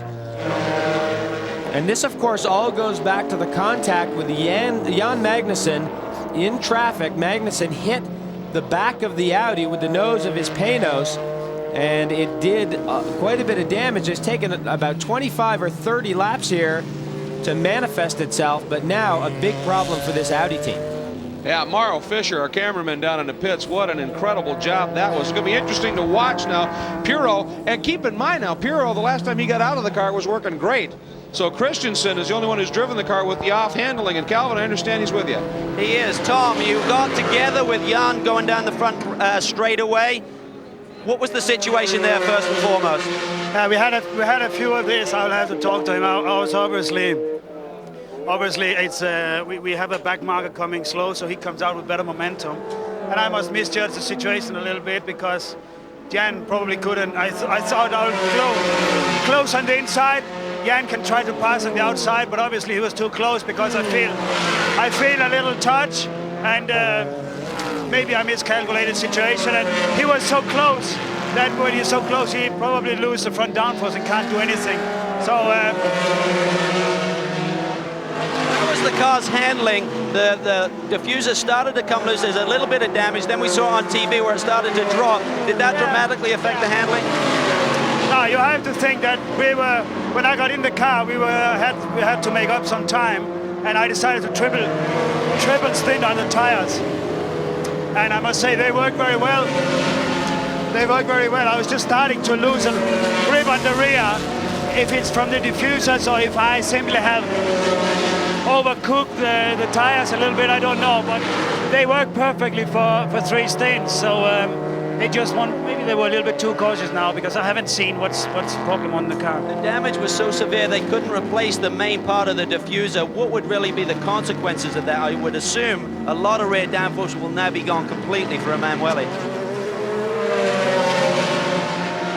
Honestly, I just got out of the car. I don't know if they... So the diffuser came off. Okay, he wasn't sure that the diffuser actually came off, so Emanuele is out there without the rear diffuser. They may have a game plan to try and get him back in here. But Alan McNish said the car will almost be undrivable under those conditions. Well, Calvin, he's running very, very slowly, and we just heard something else that might be very interesting, is that it's quite possible that the timing transponder is mounted on that diffuser. We don't know that for sure, and maybe you can dig into that for us, but that would also be a big problem for these guys as well. But certainly the biggest problem is the way this car would be handling, because it would really just be diabolical. Calvin, go ahead. Well, actually, you are correct. I remember at Le Mans, it was one of the few mistakes they made. I don't think it cost them a lap, but here is where the timing transponder connects to the rear diffuser. I know when they changed it on McNish's car, they had to replace it when he came back in. We thought that he was doing another fix to the car, but this does actually send the laps to the timing tower, but I'm assuming they have a backup plan on that, but they will need to get that somehow fixed to the car. Calvin, they do have a manual backup, and in looking at the monitor, it looks like that is indeed triggering right now. So it looks okay. We are 670 miles into this 1,000-mile event. And look at this, the BMW coming up on the back of the number 78 machine. And that BMW already in second. And this would just be, if the pass is made, we'll put it down another lap to that BMW. And whoa, is he carrying a lot of speed in? Protected, made it work. Down through turn 10, but here we go on the exit of 10, up through and underneath the bridge. Well, I'll tell you what, for a car that has no diffuser on the back and you think is absolutely dependent on it, that car is still motivating fairly nicely around the track. And Leto just not able to do much with it right now. Not that he's, I don't know, that terribly concerned, in the sense that he is now into second place at this point. But of course, up front, as a result of all of this activity, is the Alan McNish and Capello and Alboreto Audi controlling things at the front right now by a lap officially. We're over 6 hours in.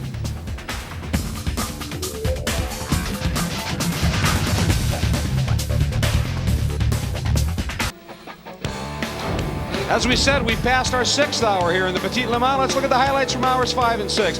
A trio of caddies.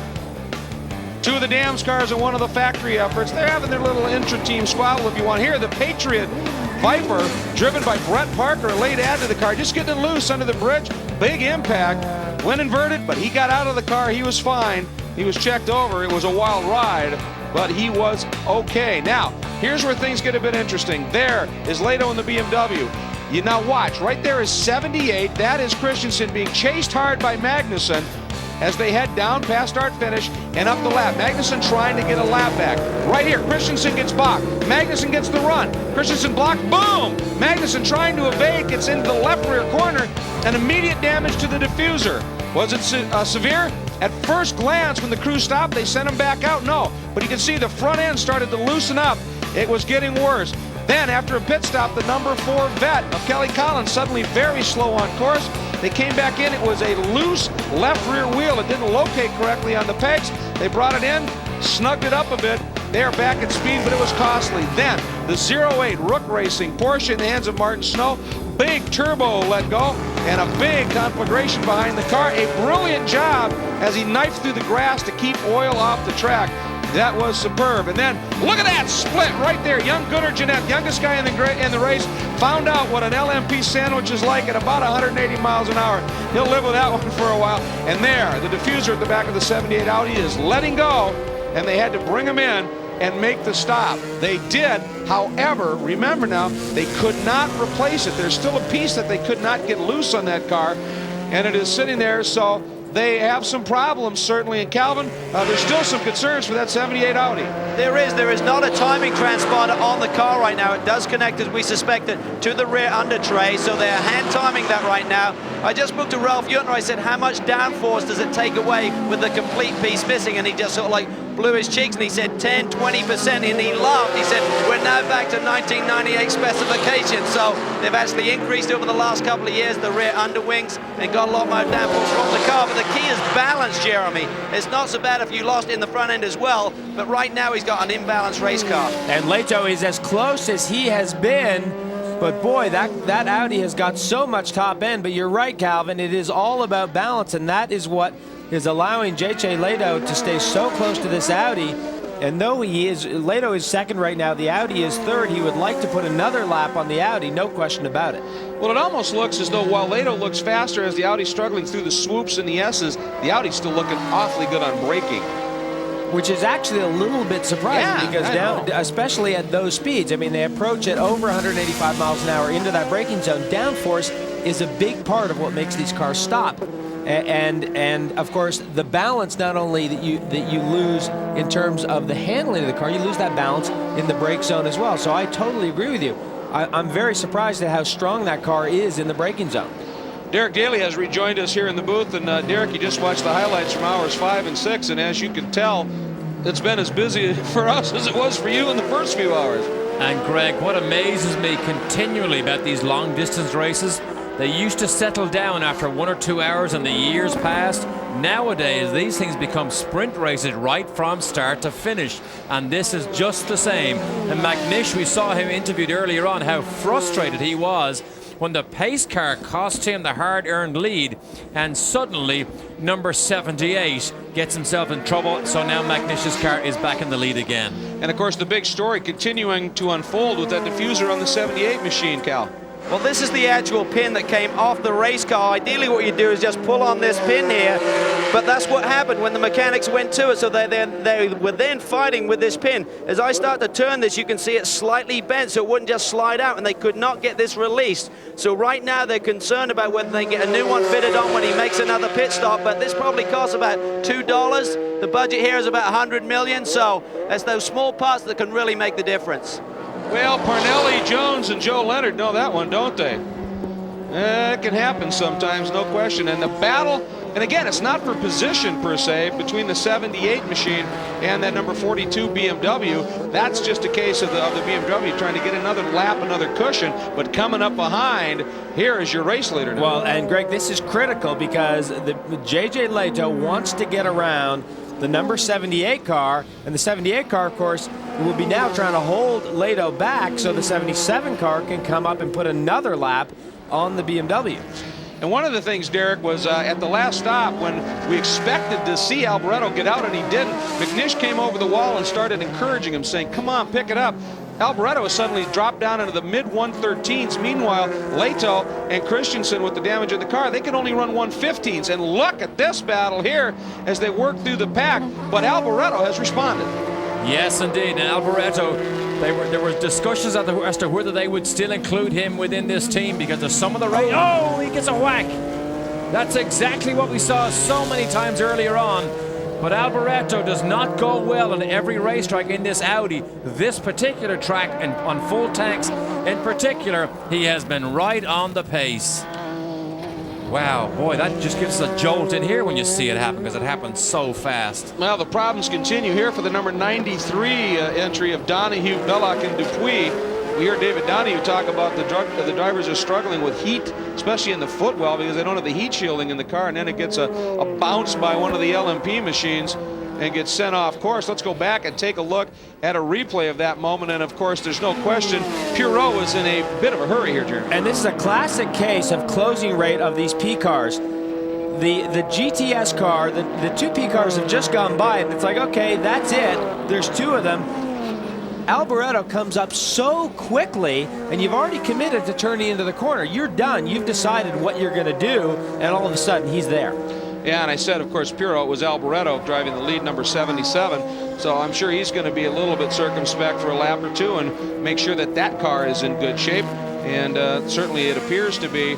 And we also want to let you know Dorsey Schrader is back. So after our next up and coming break, Jeremy and I are going to be done, and we'll turn it back over to Derek Daly and Dorsey Schrader to bring you to the conclusion of this 3rd annual Petit Le Mans. And we are coming up on 700 miles complete. Take care, everybody.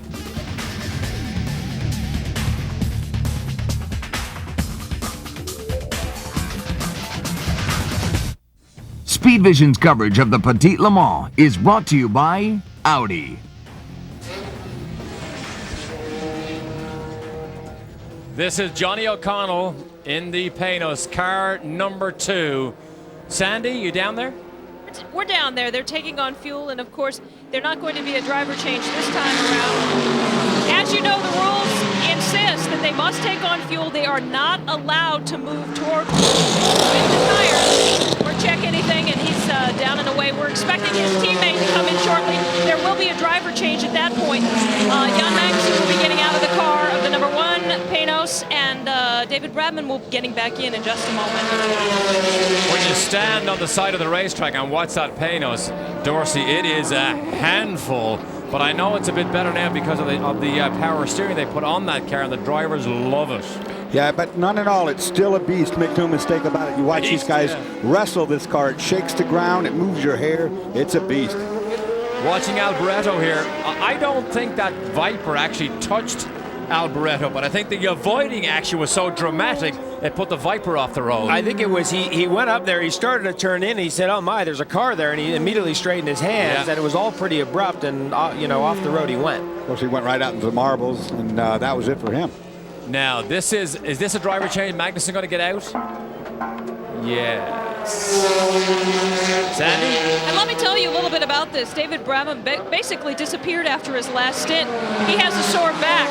They took him back into the compound for a massage, trying to get him relaxed and ready to go. He does feel comfortable enough to get in the car right now. As you can see, they're fueling, and he's being helped right now by his teammate, Jan Magnussen, who just got out after a long stint.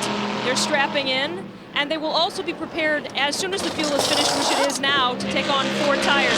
Now, you may remember that the front geometry of this car is a little bit off kilter after a very early incident in the race with one of the GT cars. You can see on the right front a little bit of the damage. They are dealing with that and trying to work around it. The car is now down, and he's firing it.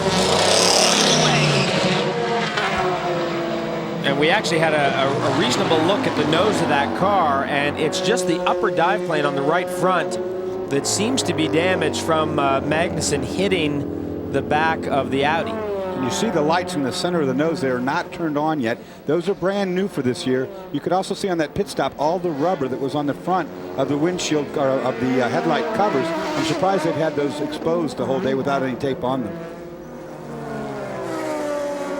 Tell you, this is well, Dorsey, you know about driving around this racetrack.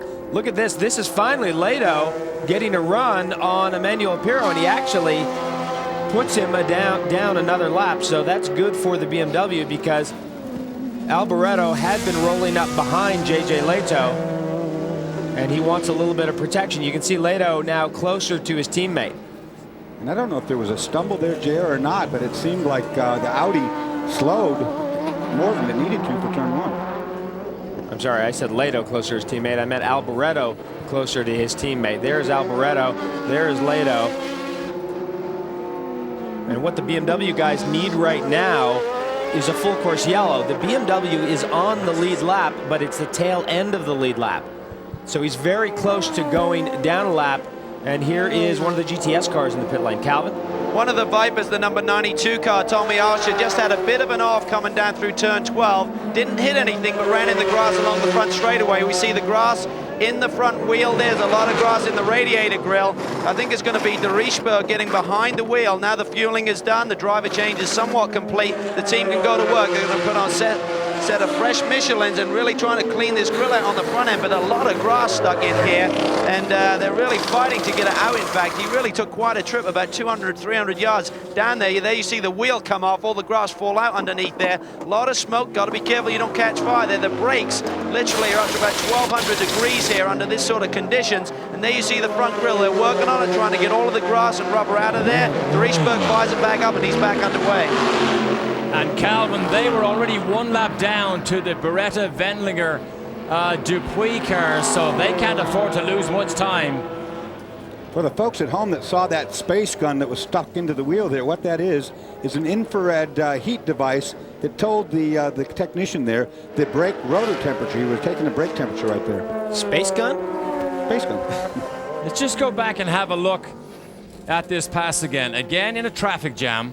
And that's how the whole Magnussen thing happened. That's how all of these things have happened. It's mostly been on the front straightaway with a slower GT car at the apex of turn 12, which stacks up the first guy, holds him back, lets the other guys get a run, and that's what gets the pass completed. Here comes the BMW now into pit lane. And for those of you with the trained eye, you saw Pirro, when he tried to hold him up, began to get the thing sideways, locking up those rear brakes without that precious rear downforce. So JJ Leto makes his way towards Sandy Hang. Sandy? Well, he's coming in right now, as you can see the team work around.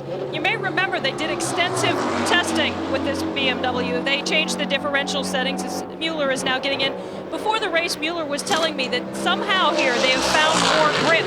He was very comfortable with the car, and they said, especially after that afternoon of qualifying Thursday, he was pretty comfortable finding more grip. He says he had not been fighting the car like he has at other racetracks, and maybe that's due to some of their testing. Another thing that we're watching here is that they've also changed the rear suspension for this race, and it appears to be a formula that is working. Now you see them, they're moving around, they've got the two tires put on, and they look good, they look ready. They do look confident as they move around the car at this point, and it is getting to be that point in the race where if a caution could fall their direction, they get right back there in the hunt. Read the side of it. The unattainable is invariably attractive. It was attractive last year and unattainable after he dropped this thing into the gravel trap with 3 or 4 laps to go. But Jörg Mueller gets a second chance for a reprieve if they can continue with the reliability they have, because there's only one car ahead of them. Now, they don't have the speed. It's this car here driven by Alboreto. They don't have the speed, but they may have the consistency and the reliability, and Betta Pasta might even help them. We'll be right back. Audi still leads.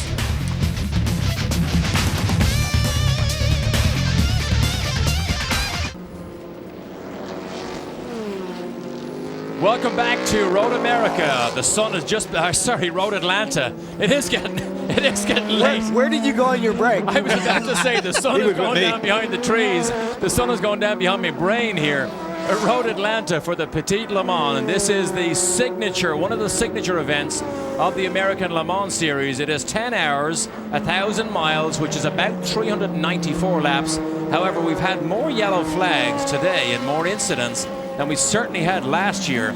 The leading car is still Magnish, Capello, and Alboreto, and Magnish wants to get back into this car, and Calvin, you might be down there. Are you down there? I think he's done a marathon just here in the pit lane in the last hour. I mean, he's been walking around in circles for the last hour since I came back down to the pit lane. He's had his helmet on for 25 minutes. He is so anxious to get back behind the wheel. It's unbelievable, but you think he's serious. He's got that game-faced look on, and then every now and again he'll come up and crack a joke with you. So he goes both ways, but when he gets behind the wheel, he's going to be flying.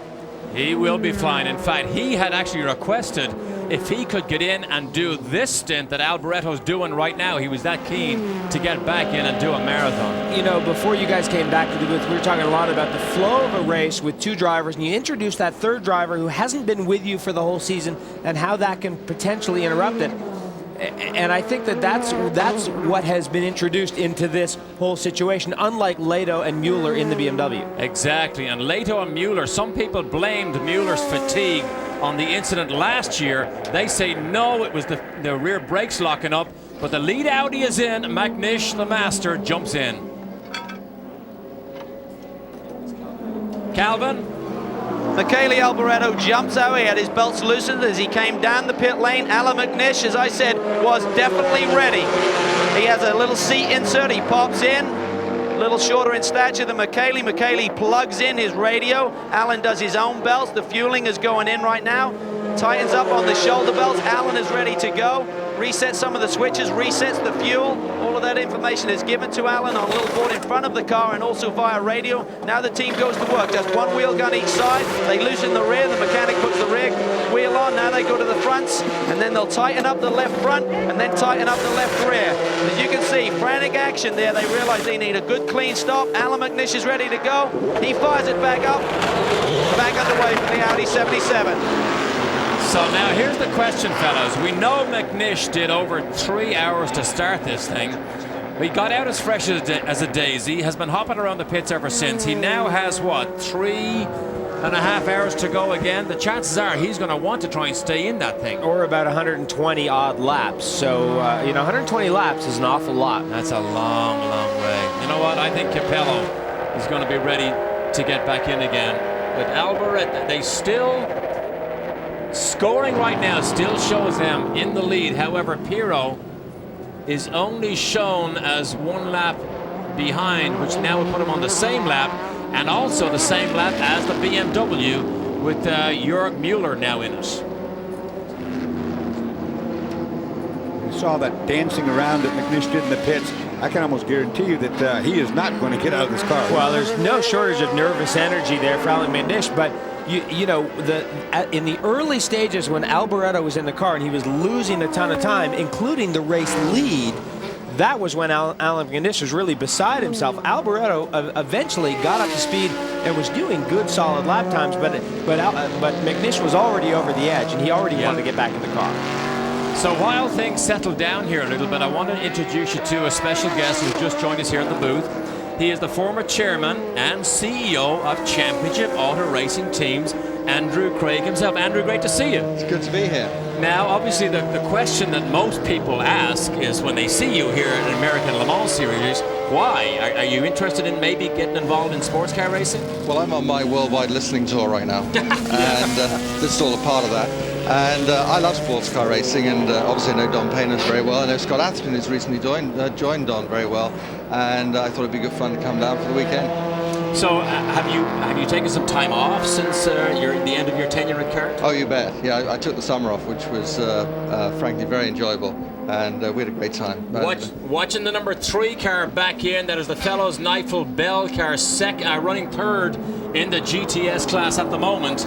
Andrew, I know you're in a difficult situation with CART, but I think from discussions with you, you're quite proud of what you did in that 6 years at CART. Oh, there's no question. I mean, it was a long time at CART to start with. That in itself is an achievement. Yeah. But beyond that, obviously, taking the company through those very difficult times with the Speedway at the time of the split was not an easy task, and that was done obviously with the help and support of the race teams to make all those things happen and keep the sport alive. Taking the company public obviously was another significant achievement.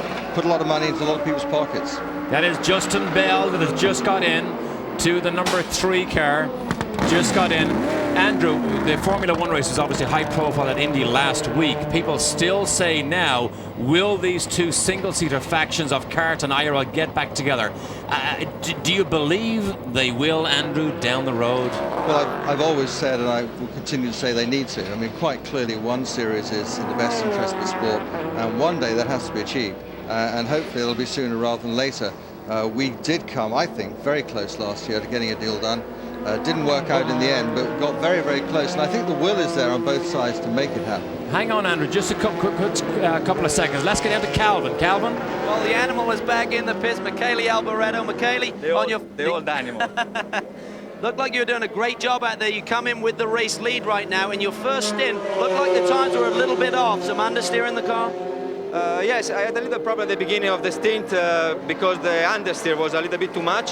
So I waited to avoid disaster, to use a little bit the rears. The car was balanced again, and then I pushed the second one to recover, and it was very, very good and very funny.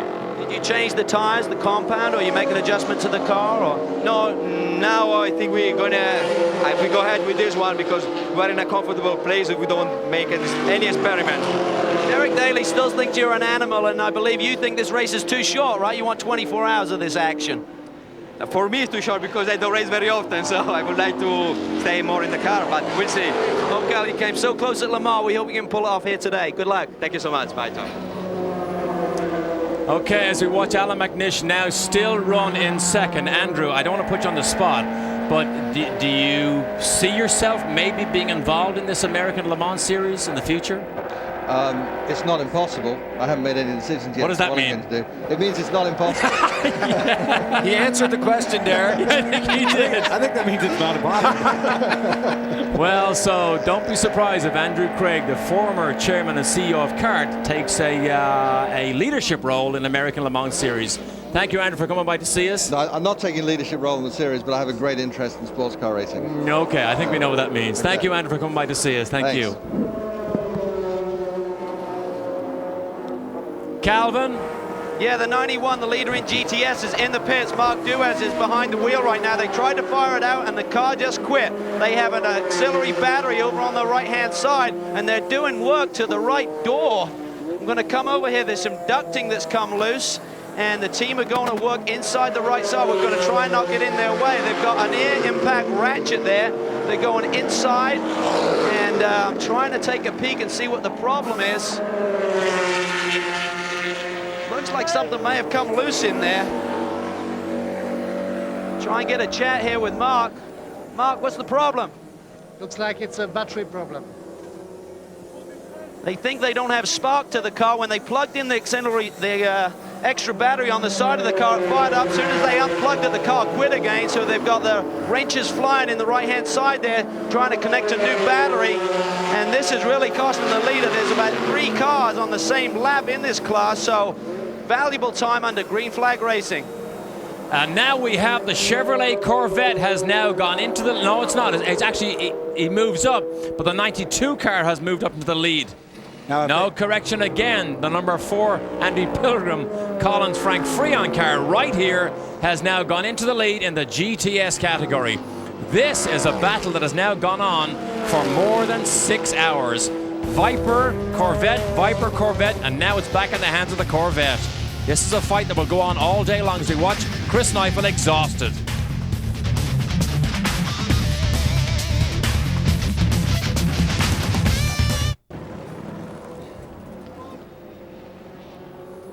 Welcome back to live coverage here on Speed Vision of the American Le Mans Series. This is the number 4 Chevrolet Corvette. No sooner did they take the lead than they made a pit stop, but they kept the lead according to timing and scoring right now.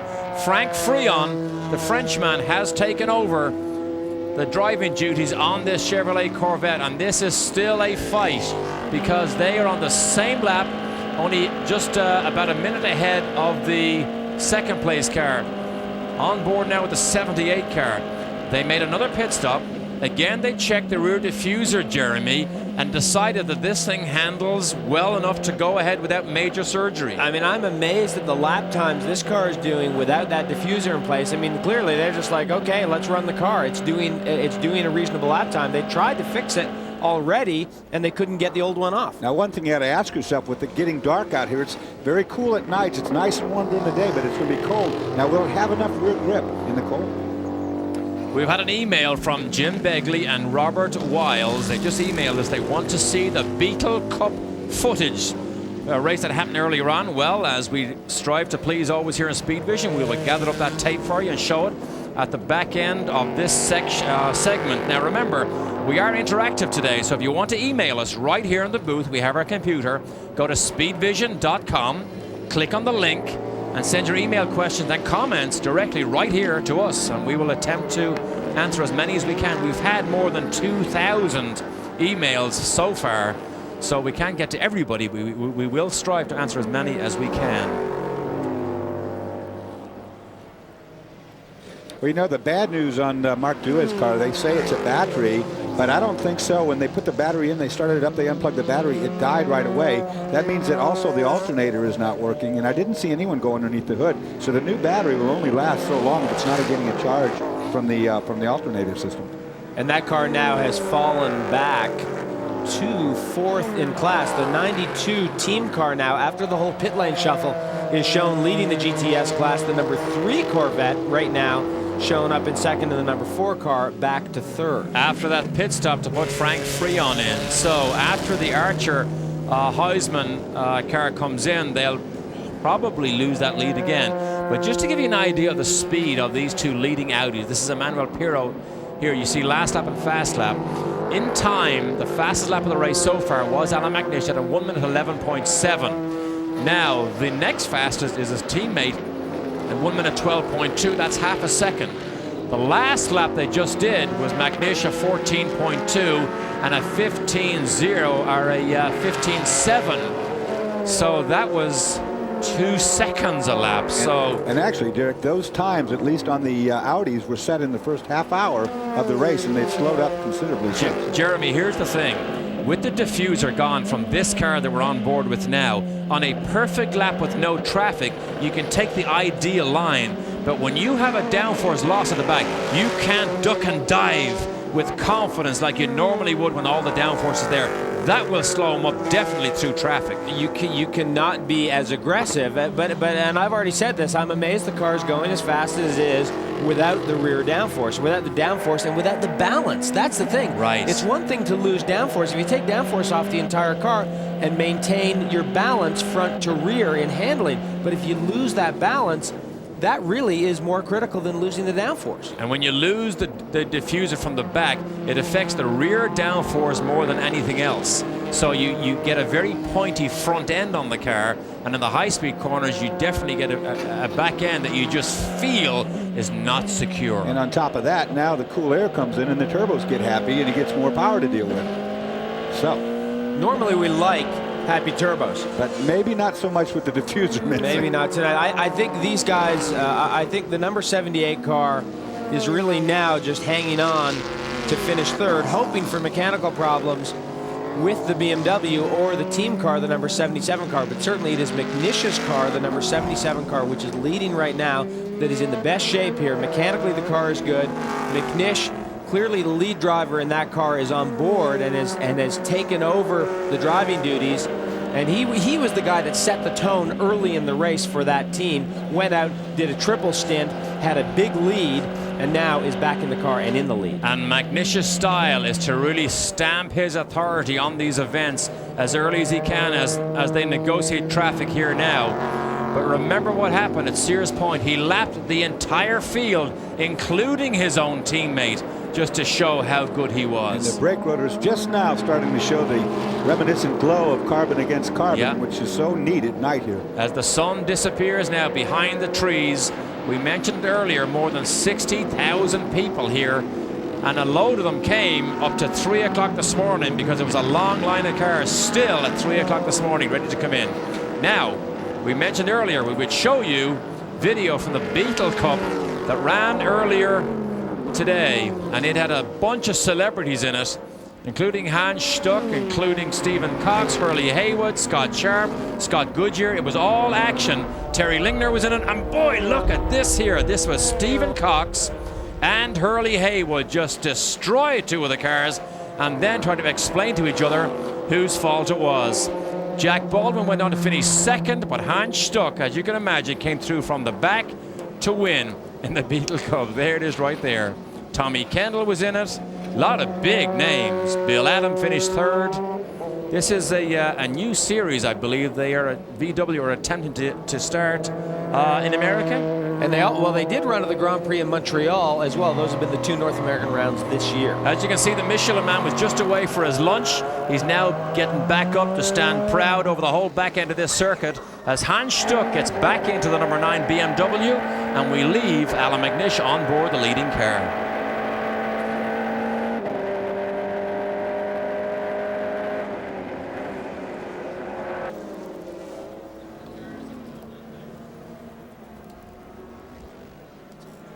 Welcome back to Speed Vision's unprecedented live coverage of the Petit Le Mans. And as expected right off the top, it is a battle between the freight train of Audi and the reliability and consistency of BMW. We lost one of the BMWs early through a horrendous backflip by Bill Arberlin. Happened in exactly the same place as we saw the factory Porsche flip 2 years ago. Bill Orwell escaped unscathed, destroyed the car, but now there is one BMW against these two Audis, and he splits them right now as the number 5 car drops in. This is Lucas Luhr and Dirk Mueller, with Lucas Luhr getting out and Dirk Mueller getting in. They are leading in the GT category ahead of their own teammates, Sasha Masson and Bob Wallach, who were also in the gravel trap earlier, and they are 3 laps behind. So these young kids here, who are the junior team of the Porsche factory, 3 laps in the lead in Dick Barber's car. Dirk Mueller drives as co-driver with me on something. I'll tell you something about this young man. He is fast. I mean, fast. Didn't he drive your prototype car in a test recently? He had never been in a prototype, but we did the 6 Hours of the Glen, and he ended up turning the fastest lap of the bunch of us in it, and did a fantastic job in his first time out. Now, all these cars from Dick Barber, every single one, including this one, have been bashed and smashed around by the prototypes. This car, of course, in early with a flat tire after a courtesy bump and run. Dick Barber's workshop right here. I mean, just across the fence from where we sit at the moment. They moved the race shop here about 2 years ago, maybe 3 years ago, set up shop here. Here's the number 4 car, the Chevrolet, trying to get around the number 92 car just to get his lap back. We'll put him back on the same lap. Frank Freon in that number 4 car. This is the time of night when it gets to be really a lot of fun to drive, because it's not so dark that you can't see yet the cool air set in, and it's very invigorating, and you start really getting into the mode. Yeah, this is Boris Dirschenberg from Paris in France in that Viper. He's going to try and hold off Frank Freon here. You know, this is such a challenging racetrack to drive in the dark because of the elevation changes, because of all the blind corners, and this is a nice time to drive, Dorsey, but when it gets dark here, very, very tricky. Now, there's these two cars. They come through the S's. We have a very interesting in-motion piece of video that we showed you earlier. Now, this here is 2 cars at completely different times of the racetrack. We can lay one over the other so you can see they're on exactly the same line. Chevrolet looks a little bit wider as he turns in. Here's the Panos. And the Panos had some more understeer. In the middle. It had more understeer early, and you saw how it was way off to the side of the racetrack from the Audi there. But it's an interesting picture there. We lay one picture over the other so you can directly compare in real time the different lines that one car may have over another. Alan McNish wants to control this thing, loves to be in the car, wants to control his own destiny as best he can. Meanwhile, we again look at the Viper and the Chevrolet Corvette fight as the number 4 in the braking zone. Frank Freon down the inside, and they do say the Chevrolet Corvette will outhandle the Viper. However, they feel the V10 of the Viper may just have a little bit more torque, but that looked decisive in that for that Corvette. And of course, one of the Corvette drivers is now with Sandy. Sandy? Kelly Collins just got out of the car. It seemed like you were fighting it just a little bit there towards the end of your stint. No, actually, I wasn't fighting the car. My air conditioning hose popped out. Is that what it was? Yeah, I was overheating in there, and I was the whole time down the back straight, and everywhere I could, I was trying to lift up my balaclava and get the hose back in my neck. Finally, after I almost took the car off the road a couple times, I said, forget it, I'm going to keep on going. As far as at the end there, I was just chasing down the number 3 car. I wanted position back, and you know, they told me to catch it. You know, they're a teammate, but if I can pass them friendly and smooth, go for it. So I was really sliding the car. The tires were starting to give up. And you got the job done because they're on the same lap now. Yeah. I mean, they're our competitor. That's the bottom line. Also, what is the traffic situation like out there? You've been filling it out with the Vipers. The traffic situation is getting better because more cars, either the LMPs are being bullies and they're hitting cars and taking them off, or the other cars are just slowly falling by the wayside. The traffic is still bad. Sometimes you have a good lap where you don't catch anybody, and sometimes you catch 3 or 4 cars. Tell us, we're entering that twilight zone when we're losing light. How is that on a driver as you're taking care of it? No problem at all. Once the sun clears the trees, then you can see just fine. The lighting's very good around here. It's right when the light is directly in your eyes for about 30 minutes there. It reminded me of like Le Mans, going down the back straightaway towards Indianapolis, and with the dirty cracked windshield was the exact same thing. I couldn't see a damn thing. Thanks. He's having flashbacks of Le Mans. That is wonderful, Wallach, our brilliant Bob, about to get into the number 51 car. Still now shown as 2 laps behind the leading car, which is our teammates, Lucas Luhr and Dirk Mueller. So that was a good update for the GM cars, or for the Chevrolet cars. Let's just go back and have a look at the Cadillac update. That is one of the Dams cars, number 31. The 31 car is running in 6th place. Calvin? Well, just an update on the US base cars. The number 9 car driven by Leitzinger. We saw him off in the P gravel early in the going with a stuck throttle. Took them several laps to fix that problem, reconnect the new throttle cable, and also get all of the debris out of the car. But a bigger problem for the number 19 car. I believe that car is currently running 7th, driven by Eric Vanderpool, but they lost the clutch in the 2nd hour. Now, they believe it's the slave cylinder, so it's not really getting any worse. There's no bits flying around in the clutch assembly, but the concern for the team now is by just knocking it down the gears, not having any clutch, getting in and out of the pits, they're concerned about the gearbox, and they've got several hours to go. They're wondering if the gearbox can really make it to the finish. And for those of you who have just joined us, or joined us after we reported about Cadillac earlier on, we know they're going to change direction for next year. The Riley and Scott contract will not continue. Le Mans still remains the target for Herb Fischel and everybody at GM Motorsports, but they will have a complete new design team. They do intend to keep running. There will be more, let's say, European influence brought into this program, and they are deadly serious about winning the Le Mans 24-hour race. And I keep on thinking back to Audi a year ago, and when they debuted their Le Mans car, and that car was not a very impressive race car. It really wasn't at all.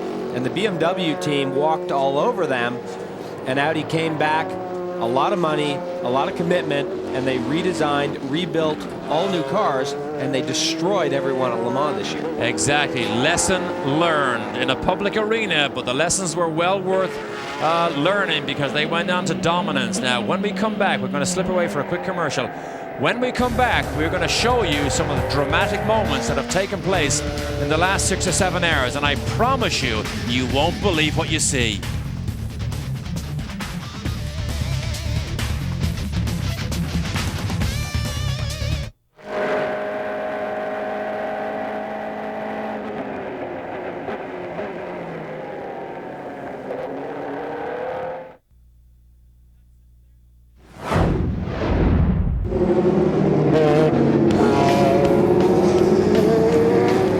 Seen this? No. You missed it. It'll be on again in a minute. Hour 4. Oh yeah, this is Schiaparella. Watch this. Gets dropped by a GT car. See his head? Ooh, hunkers down. He's lucky that wall was there. He'd been in the trees last year. Hour 5. Can you believe this? You know what? Bad car control. You just guys, yeah. This guy had no business. You saw this. I'll do the first 2. You do this one. Okay. Right. Dorsey, you don't do anything. Thank you. I'll eat some more of these M&Ms. Yeah. Kenny, who was in that car? Bert somebody. Brett Parker. 10-4. Boy, look how dark it's getting now, boys. And this is Patriot, right? Was he out of control or what? Man, he was so he was out of control when he got in the car. The car You can see that his talent doesn't match the speed of the car. No. That car spun him. Yeah, that car hooked him. He ran out of talent when the thing got sideways. Yes, he did. He ran out of talent when he left the pit lane. He did. Why couldn't you see that coming for about a week? Oh, man. Cruel but fair.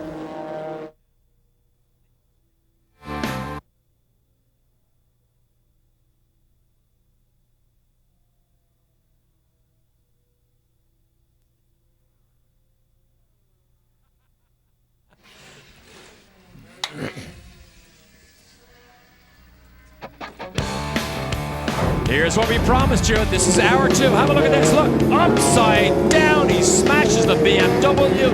Does a complete backflip. Then into the concrete wall. This is Bill Oberlin. Escaped unscathed.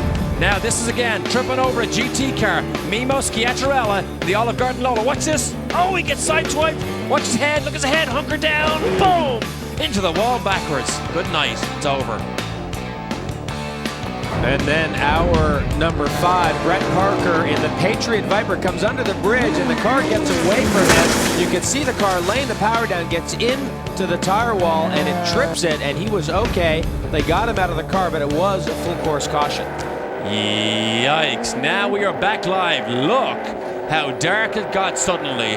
Look at our onboard telemetry here. This is with Alan McNish. Look at the speed. Still 170, 75 before the braking zone at night. Believe it or not, when it gets dark and when it gets humid, you can very often go faster at night than you do during the day. Dorsey? Jeremy, one of the things you'll remember when we both raced here at night in the Endurance Series is the pit lane, how totally bright it is. You come out from underneath the bridge, and the entire bottom of the racetrack is lit up with these bright lights. Then you go up turn 1 and you head straight into the darkness. It takes you all the way to turn 4 or 5 before you get your eyes back. And you know what?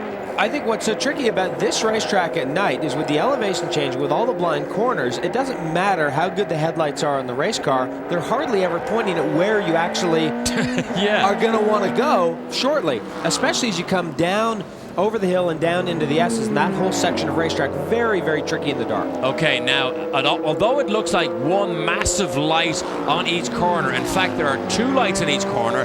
One points almost 45 degrees right and left to light up the apexes, and then the 2 center ones point far ahead, well, as far ahead as you can go, but the ones that point at 45 degrees, they are critical so that you can see the curves when it's really, really dark. And for people who have never done this before, all of these lights are illegally bright as far as road lights go. They have too much wattage, and they're pointed right in your eyes, so if there's a car behind you, they don't dim their lights. Everybody's full bright. You have to learn to deal with that. Actually, you can see on the Cadillac, you can just see the right side, the beams that pull off to the right-hand side. As it gets darker, it'll be more obvious. The 45-degree beams right and left. Believe it or not, you get to learn by looking in the rearview mirror which car it is. You actually know what headlight configurations belong to which car after they punch you around a couple times. See, so you know whether to be scared or not. Exactly. One of the emails we just got came from Jason Bishop. Now, he knows, obviously, that there is an all-women's team here. Well, he wants to hear more about the women's team. They are in a Porsche GT3, and I believe Sandy can give us an update. Sandy? Well, I'm with Cindy Lux right now. She's taking a break after a couple of stints. An exciting day for you, although not exactly what you had hoped for. Yeah, we kind of had a problem at the first 8 laps. We came together with one of the Panos prototypes and kind of took us out in turn 7. It's to kind of nailed me right in the butt in the car, and so that was kind of unfortunate. So we're kind of playing catch up, but right now we're still in 7th place.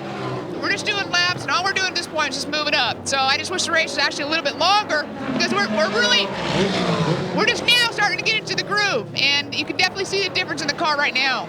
Now, Davina is in right now, and I know you're preparing to make a driver change with a pit stop just in maybe about 10 minutes when Belinda will get in. Has Davina communicated anything with how the car is handling on this stint? No, actually not. The car is actually holding up very, very well. We have one small, minor problem, but it's nothing that's going to stop us or slow it down at all. So we're just trying to drive around a little bit, but, you know, the GW team is awesome, and they really are. What is that minor problem? Oh, just a little minor problem. So it's nothing to talk about. You're not going to tell.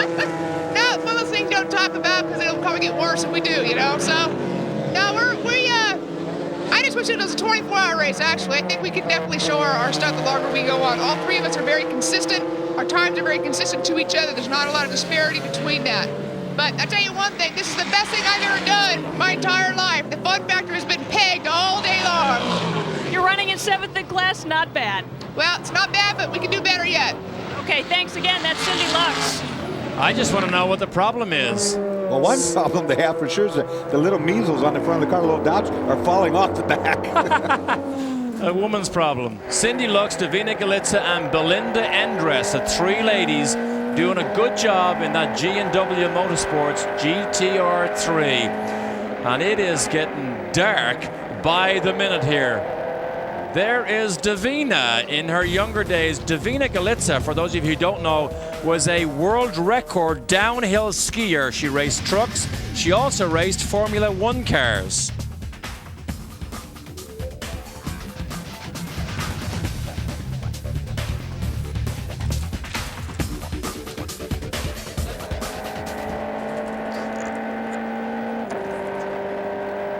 I'm not sure if I should eat this one. It's cancerous. Yeah, it could be cancerous. Unbelievable. Yeah. Can you turn the lights on? Can you call Bruton Smith? Tell him to turn the lights on. Can you order us a pizza? No. Michelin Man, Mr. Bibb going at it. See, that's a good example of how the headlights don't do you any good. Yeah, when he goes over the hill and you're turning down to the right, and you can't see a thing. We'll have plenty of time to talk about that. Yes, we will.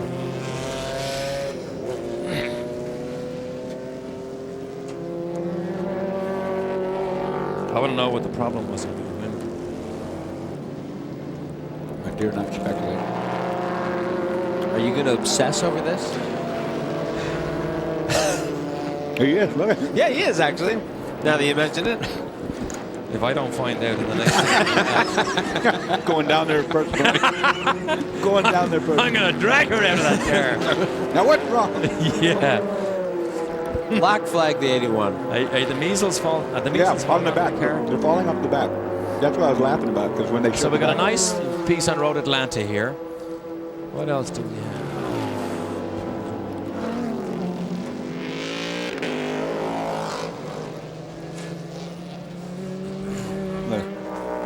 There you go. Go right this through is him. great. Yeah. That's a perfect pass. Okay, that's... Boy. You know what? That's about as descriptive as that's been. Right.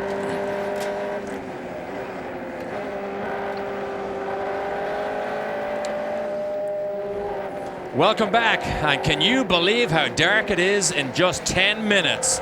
Now you can see the headlights. They're not great. You know what? We're going to show you with our in-motion shots here, a GT or a P car approaching a GT car. The P car right here in the center of your screen. Watch how much faster the P car is. Drives right through the GTS car. That's one way to pass if they won't get out of your way. Just run right through. You know, Dorsey, you're good. I like that. Not even you. Now you got to have ever done that. That's a speed racer maneuver. I've seen that before. You know what? I cannot believe how dark this is this quickly. This is a live picture, boys. This is not doctored in any way. This is exactly what Alan McNish sees. Did you see him flashing his lights there? He was putting on a bit of a flash on the lights to tell these guys, hey, I'm back here. And we mentioned earlier, all the P cars have white lights. All the GT and GTS cars have yellow lights. Well, they're supposed to have yellow lights because they can be identified more easily when you come up to pass somebody. Man, it got dark.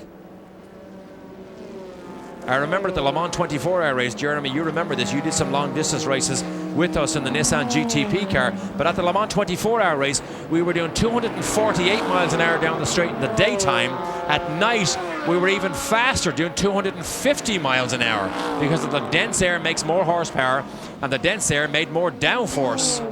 I mean, it surprised everybody that at nighttime that you just went so fast. But a driver gets used to where the curbs are. You just know, you instinctively know where you're going to turn in. So really the visibility has to be extremely poor to actually slow you down. And when we look at this Panos in the pit stop right now, one of the things the drivers were telling me, they sit so far back and they have such an extended nose that the headlights appear at the corner before the back of the car gets there, so that when they get over the top, like in turn 3, the headlights are showing turn 3, but they're not to it yet. They're not over the rise, so they don't get to see it.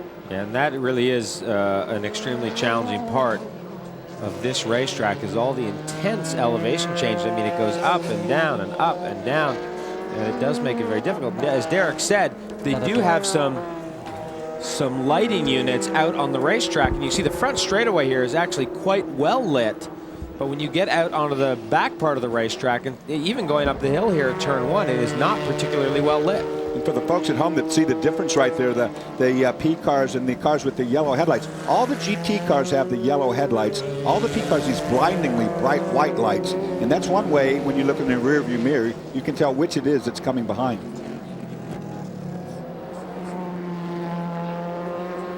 So lap time wise now, Alan McNish has actually dropped down into the high 13s, 1 minute 13.8. Remember, Derek said earlier, his fastest lap so far and the fastest lap of the race was a 1:11.7, so still 2 seconds off that time, but still Alan McNish right now running a couple of seconds quicker than the BMW and also a couple of seconds quicker than the team car, the number 78 Audi. There he goes again, flashing his lights. I tell you, one of the things that blinds you with some lights is when you get up behind someone's tailpipes and they deaccelerate and it blows those white flashes of lights on the downshift as somebody locks their brakes up right there. Those are so bright right in your eyes, you can't believe it. But don't you love to see the glow of the brake discs?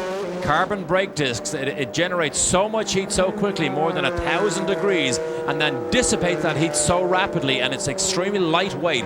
That is why they are so powerful on racing cars for less unsprung weight and enormous stopping power.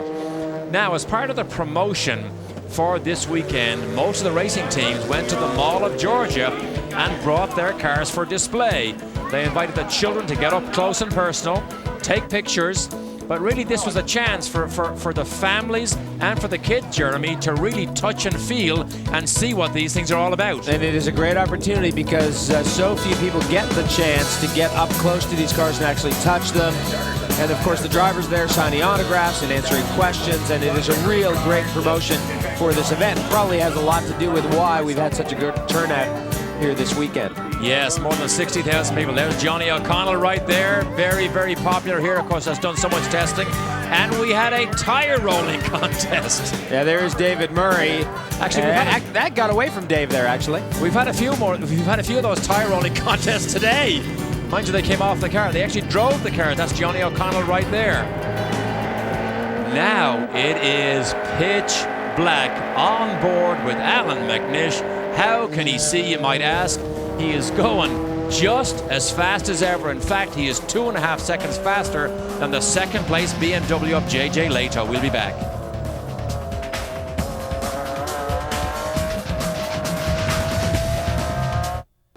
Welcome back, everyone. I'm with Johnny O'Connell. One of the people playing, shall I say, at the mall. That looked like a lot of fun. It really was. You know, anytime you get the opportunity to go out and meet the fans, really, that's what the American Le Mans Series is about. They say it's for the fans. We do everything we can to make the show, but it was fun going down there. You know, that's my local mall. I live here in Flowery Branch, so, you know, when we got to drive around there, I certainly laid a couple burnout. Left a little rubber there, so next time I go shopping, I'll have a nice memory of that day. You just finished your stint in the driver's duties. How is it out there? It seemed that there was some traffic, and then there were points you were running alone. You know, when you're alone, it's not that bad. The problem that, you know, the biggest problem is that some of the slower GT cars, and I'm sure, you know, Derek and Jeremy and all the guys have alluded to it, you know, they're sometimes not certain where to be on the racetrack, and it's the unpredictability that makes it difficult for us. The biggest problem we actually have, though, and it really becomes difficult in the second stint when you do a double, is that when you go by these guys, you got to leave the racing line, and we're getting a lot of pickup, and it's just making the car very difficult to drive. Okay, thanks. It's Johnny O'Connell. Thank you, Sandy. Quick few emails. I know who can answer this. Peter Uria, U-R-I-A, I hope I pronounced that properly, says, when will we see Dorsey Schrader back behind the wheel? Well, we will definitely see Dorsey Schrader back behind the wheel in the 24 hours of Daytona when it comes up. We'll be doing a lot of testing. Maybe something come up before that, but 24 hours, we're really going to go try to win that this year. Another quick question from Spencer Hammond in Dallas, Texas. Is there a limit on horsepower in the prototype class? Well, technically there's no limit, but they do limit these cars because they have inlet restrictors. In other words, they limit the amount of air that can come into the motor, and if you limit the amount of air that can come in, effectively you limit the amount of fuel you can add to that air, and that does limit the horsepower. And the air restrictors limit the horsepower to about 620 to 640 horsepower. Last email just for this segment is, where is Jeff Brabham? Well, Jeff Brabham lives in Surfers Paradise, Australia. He spends most of his day counting his money, which he keeps under the mattress. And it takes him a long time to count, too.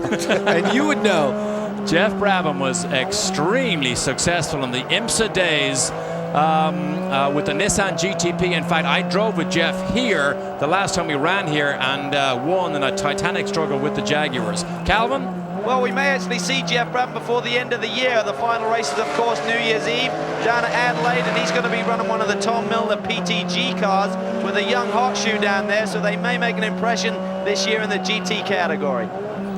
He'll never make an impression. He's too old. He's older than me. Well, Jeff was driving Australian touring cars, was Yes, he not? he was. Yeah, and quite successfully. He was. I hope he doesn't get this broadcast. He might. So the next email. Don't worry, we'll send him a tape. I'll be off his Christmas card list. The next email we won't be able to read.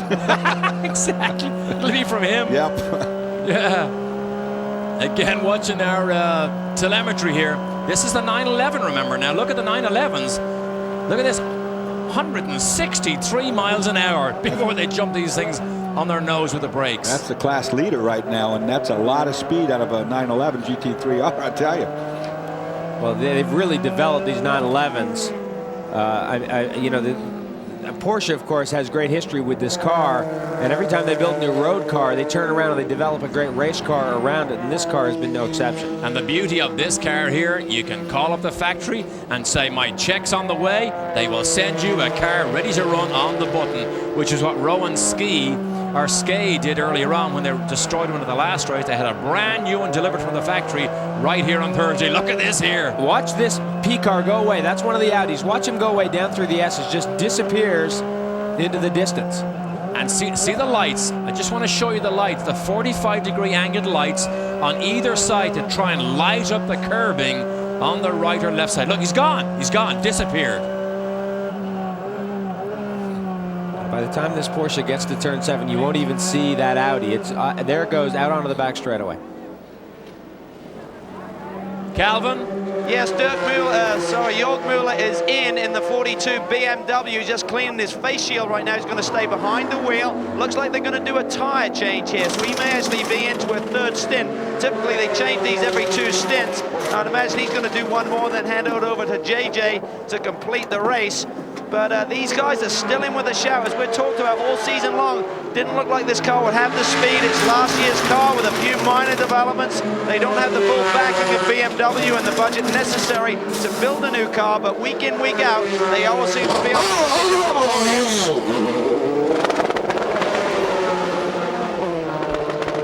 I want to just tell you, this is a somewhat unusual color scheme on this car. Now, you remember that the BMWs have had these art cars for so long. If you remember, Alexander Calder, Roy Lichtenstein, Andy Warhol, and David Hockney, to name a privileged few, have actually designed paint schemes for these BMWs. Well, this one here has the tradition, I protect me from what I want, which is emblazoned down the front of the car, which goes back to the history of doing art cars for BMW, and I believe it's about a 20-year-old tradition of BMW coming up with these unusual art car designs, and most of them end up back in Munich in the museum.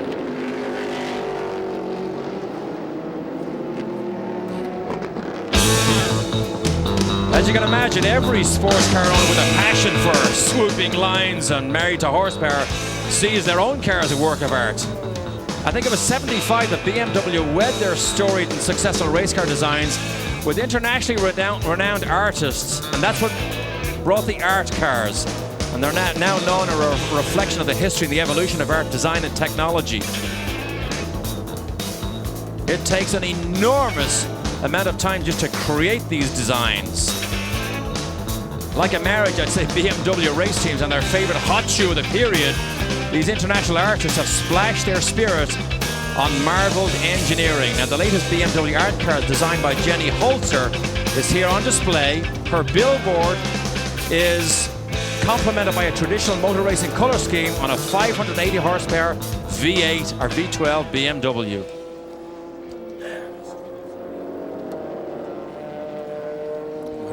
Jeremy, the purist, there's some of them that aren't real fond of those paint jobs.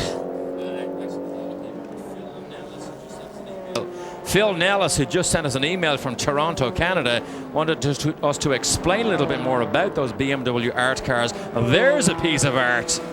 Ha! Did we plan that? Capture the moon. That was cool. Yeah, and that was actually our dinner being flown in specially for us here on Speed Vision. Backwards now. Actually, somebody must have said we wanted a pizza instead. Now he disappears. Boy, do we have the crack production team or what? Man, that was awesome. I don't know how you nailed that then. Pure luck, of course. How much did that cost you? That was just a rehearsal. Yeah, we were screwed on that. thought we were on. Yeah. Can we do that exactly the same again?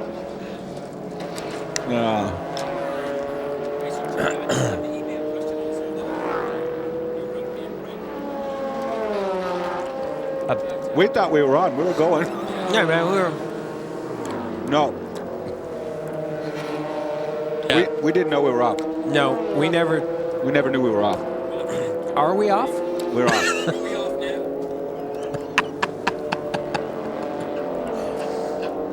No, I never heard a count. No, I didn't either. We kept going. We thought we were on.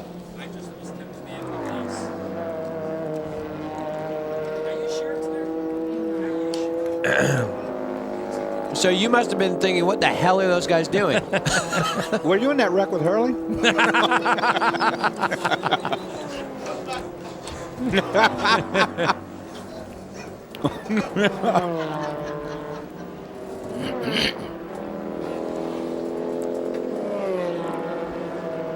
And have a look at Speed Vision's artwork here as we fly an aeroplane in with our dinner for later on tonight. Dorsey wanted a pizza, but no, we insisted on a 4-course meal, right, Jeremy? A bucket of M&Ms is actually what we're eating right now. Yeah, you're halfway through them. That's energy for you. Boy, see how rough it is when he goes over the curbs? And you know, it's actually, I mean, you do put the car at risk when you drive it over those curves because they're hard on the car, and doing that over 1,000 miles really does take it out of the car. There's no question about it. Yeah, it's a good view as you came out from under the bridge. It looks like a city down below. It looks like you're almost like you're landing an airplane right in there because you come out of that dark space down there at the bottom where we call the beach, and then you pop over and there's all these guys, all these people down there on pit lane with all these lights, and it's awesome.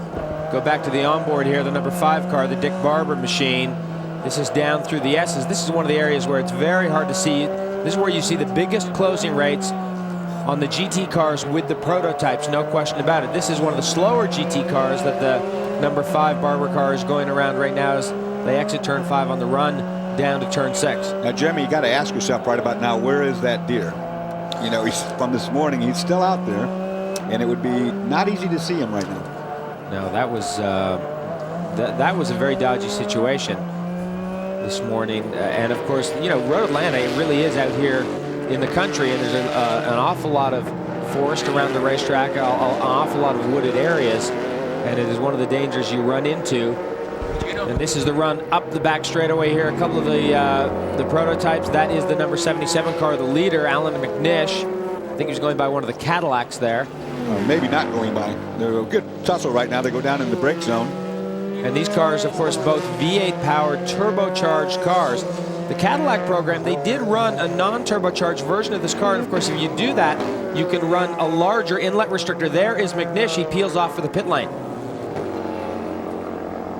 This will probably be one of his 4 pit stops that he'll do between now and the end. We presume he cannot take this thing all the way home. We presume Capello will relieve him at some stage.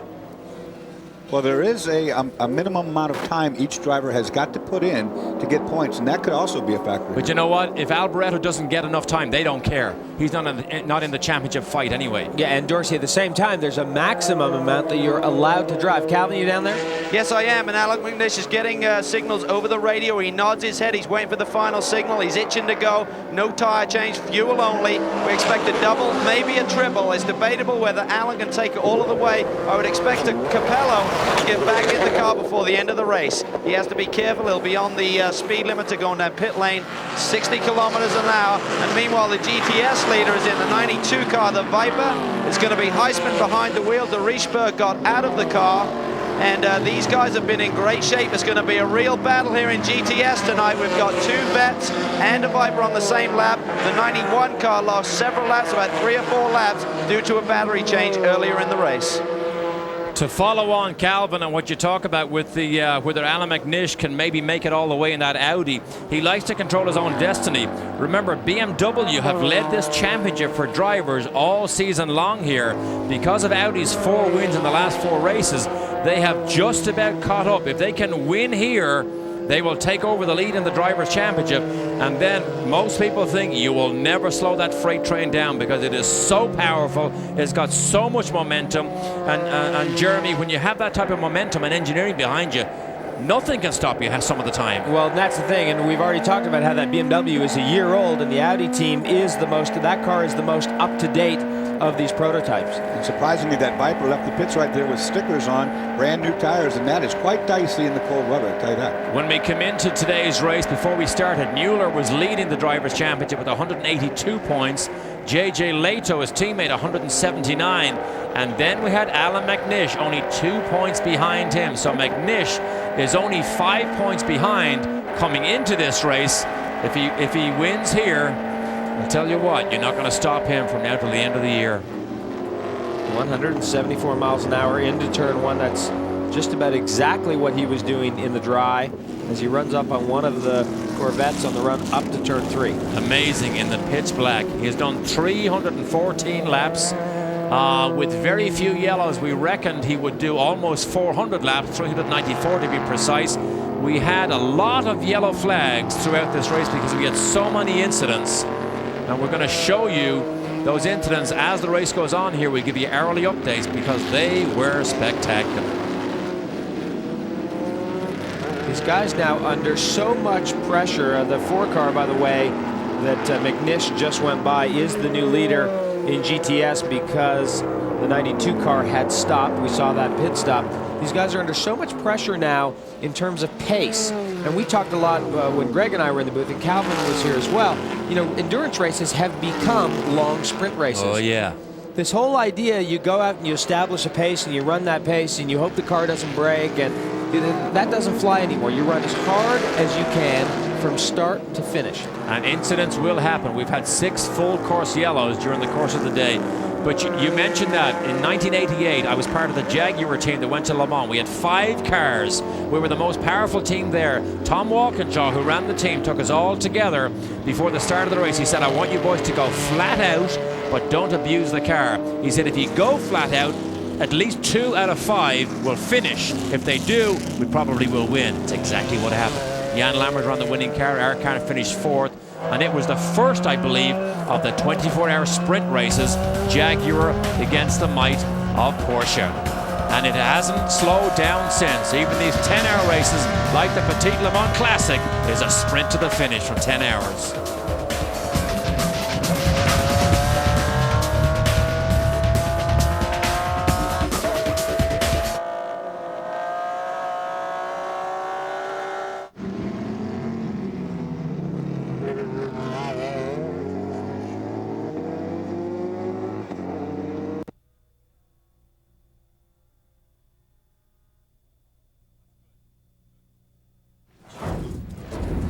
Yeah, okay, good.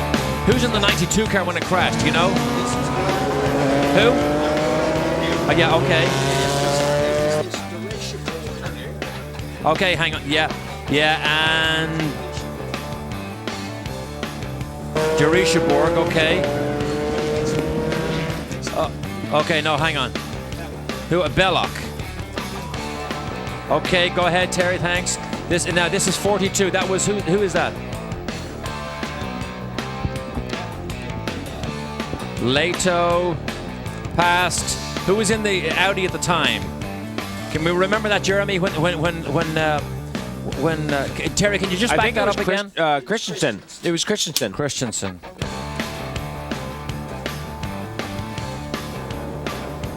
Watch these, Jeremy. See, can you identify this? Who is that coming down on the number 4? Don't remember. Okay. Yeah. I hate to just say the Corvette. Okay, we'll do it. Okay. Okay.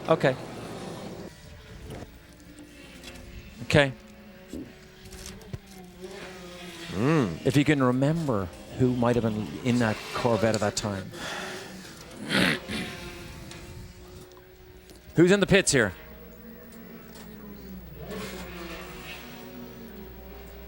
We're live here on Speed Vision at the Petit Le Mans. It is pitch dark. The number 3 car, which is running second in the GTS class, has just made a pit stop. Calvin? Well, actually, it's Andrew. Andrew, I'm sorry. And what we've got here is Ron Fellows climbing in the car, and we expect some more mighty action from the tall Canadian. Justin Bell just got out, and off goes the Corvette. The battle in GTS is still being waged out here. No, it is a good one. It is a good one. And you know what? So many people that are here have come here to see the Corvettes versus the Vipers. There are homemade banners all around this racetrack supporting their favorite car manufacturer, either Viper or Chevrolet Corvette. This battle is on a lot of people's minds here, Jeremy. And it really is the perfect situation because they're both American manufacturers. Of course, the Corvette has a tremendous history in sports cars, although not as much in sports car racing. And really, from the very beginning, the Viper was developed as, yes, a great sports car, but it was developed as a race car over the last 7 or 8 years, and it's been incredibly successful. And the Corvette guys have really gone up against a very formidable race car in the Viper, and it's been a great, great competition. I think something that I enjoyed seeing was the Viper actually went to Europe to the FIA GT Championship over the last 3 years, and I think it just about won every championship in its path. So it was a great flag waving for American manufacturing all throughout Europe in the FIA GT Championship over the last 3 years. This car might be coming in. This is the 78 with Pirro at the wheel. Yes, he is. We just got word that he may be on his way to the pit lane. Look, even slowing down just for the brakes, or just for the pits, you see those carbon fiber brake discs glow. Calvin? Yes, Emanuele Pirro brings the 78 machine in, hits the marks perfectly. Fuel is going in. We're going to take a look around at the rear diffuser right now. Again, the team inspector. The main part of that is gone. You can see the little piece torn down there on the left corner, and this dramatically affects the downforce. As we mentioned earlier, Ralph Hüttner expected about 10% of the downforce to be gone in the car, and this will really affect the handling, particularly when it gets cool. As Dorsey said, they may be actually changing the compounds. That may be one way of compensating, going a little softer on the rear tires. We have no confirmation of that at this point, but now they're going to the tire change. Frank Bieler behind the wheel, and Emanuele Pirro's day may be done in terms of driving, and hopefully he'll be cheering his teammates on. They're in the thick of the points in the championship battle, and it looks like the work is complete, and Frank Bieler takes out the number 78 car. Andrew? Yeah, I'm here with Justin Bell. You see, absolutely bathed in sweat. Hot work out there, Justin. Yeah, it is, but obviously compared to Le Mans and Texas, where they just been to it, it's actually very pleasant. But you know, it's a physical racetrack, physical car. It's still probably 130 odd degrees in the car, so it's a little bit of work anyway. What about this battle with the Vipers? It really is nip and tuck. We're having a great battle with them, really, but you know, we haven't had any luck this race. Our little number 3 car, we've had, you know, twice we've had the pace of the leader overtake us, then there's full course yellow, so we dropped 2 laps. And we're slowly trying to get it back, but you know, it's a bit uphill. Well, what about this circuit in the night? It's actually very good. They've done some good lighting in the middle of the S's and things like that, but you know, it's just hard work, and you know, we would rather be on the top of the step, really.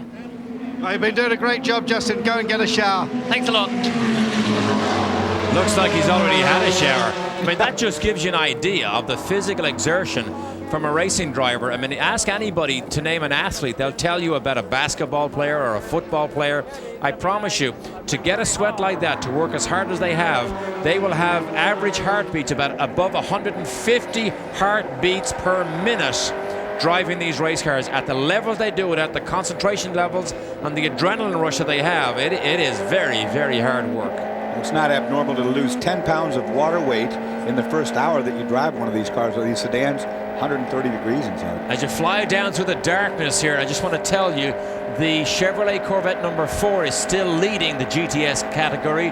The Archer Heisman car number 92, Viper, is second. It's shown 1 lap down, and then the second of the Corvettes is third in that GTS battle.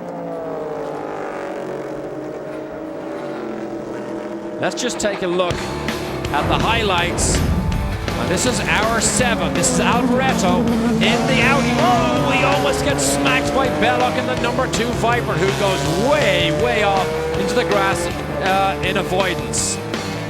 And then we had a pass for the lead. This is J.J. Leto going round the outside of Christensen. Now Christensen, remember, you see him weave side to side because the rear diffuser is already broken. Then we have the great battle for the GTS, and this is the Corvette again takes it back. This, remember, has gone on for 7 hours solid at this stage. And then, of course, we have the Cadillac still running around and reliable. Calvin? We're with Emanuele Pirro. The rear diffuser is gone. It's got to be very difficult to drive the car right now. Yes, it is indeed. I haven't had a lot of fun in this stint. We have to hang on. Unfortunately, there was this accident earlier on in the race, and they couldn't repair the car. Fortunately, the car is not really oversteering or understeering. We just lost the whole general downforce, which makes driving very, very difficult. You know, the car doesn't want to brake, doesn't have any steering response, is wobbling all over the places. We pick up a lot of rubber because the car is not pushed to the ground and the tires don't clean up themselves, so it's kind of difficult, but we hang on and hopefully we can finish. Are you able to compensate with it getting a little cooler now? Can you go softer on the tire possibly? Not really, because there's a lot of sliding, and so I think a softer tire will be hurt. There's nothing we can do. We have to hang on and we have to be careful, because obviously with less downforce everything is more difficult. Okay, well that's the story here. Meanwhile, the leader in GTS, the number 4 car, is in the pits. Yes, he is, and Andy Pilgrim now takes over. Boy, you lose so much time when you come in here because you're not allowed getting near that car while they fill the thing with fuel. You can put a driver change, but you can't work on the car. And they lost even more time because when the car came in, it overshot the pit box, and they took about 6 or 8 seconds to push it back. Remember, the fuel hoses are only as long as they absolutely need to be, so the run from the tank into the car is as short as it can possibly be. It does not leave you a lot of margin in terms of where the car is placed in the box. And we have now 820 miles of racing under our belt, about 180 left to go. And is this the number 92 car? Yes, it is. So this is the fight here for the lead, because if the number 92 car can get up over the top of this hill and down past the pit lane ahead of the Corvette, this will be for the lead in the GTS category. There he is, right side. Great pictures here. You can see this race unfold. Oh, boy, I thought there was smoke. Boy, she was smoking. Now the Corvette is going up the road. I think it's just gone up the hill. They just coming out of pit lane. Are they coming out? I think so, yeah. Remember, 60 kilometers per hour in the pit lane is so slow. Yes. But this might be a little bit of a holdup right here. Might help out. But again, if they went on sticker tires, it'll take at least 1 lap, if not 2, to get the Corvette up to speed because of the temperature outside. So tell me how good this GTS race is. 8 hours into the race, and they're still running within 20 yards of each other on the racetrack. And there it comes now. I believe that is the Corvette that just came out of the pits, I believe. And Derek, I think I think that what's going on here is that the Corvette guys now are at the point where they're pushing the Viper guys. The Viper guys, the last few years, have had it all their own way. As you say, they've won so many of these races, so many of these championships. There is the 91 car, but the Corvette guys are pushing these guys. Calvin. Well, the 91 car was leading until they had that battery problem. It's now been turned over to Olivier Beretta. Mark Duez was behind the wheel in the last stint. And they've run the car for about 5 years now, and I spoke to one of the team members. They cannot recall ever having a battery fail. So that really caught them unawares. It took them a little bit of a while to find a battery, then try and get it fitted. So they lost 3 or 4 laps there with that pit stop, and it will cost them dearly. It's one thing if you got 1 car to chase down, but when there's 3 cars in front of you, it's going to be a tough road for these guys tonight. A tough road indeed, Calvin. This is the last year the factory will run these Vipers. They're going to move up to the P class next year. In fact, the car has already run. They ran a rain out at Le Mans this year just as a test bed. But the prototype category, the highest category, is what Chrysler is after for next year, and forget the Vipers.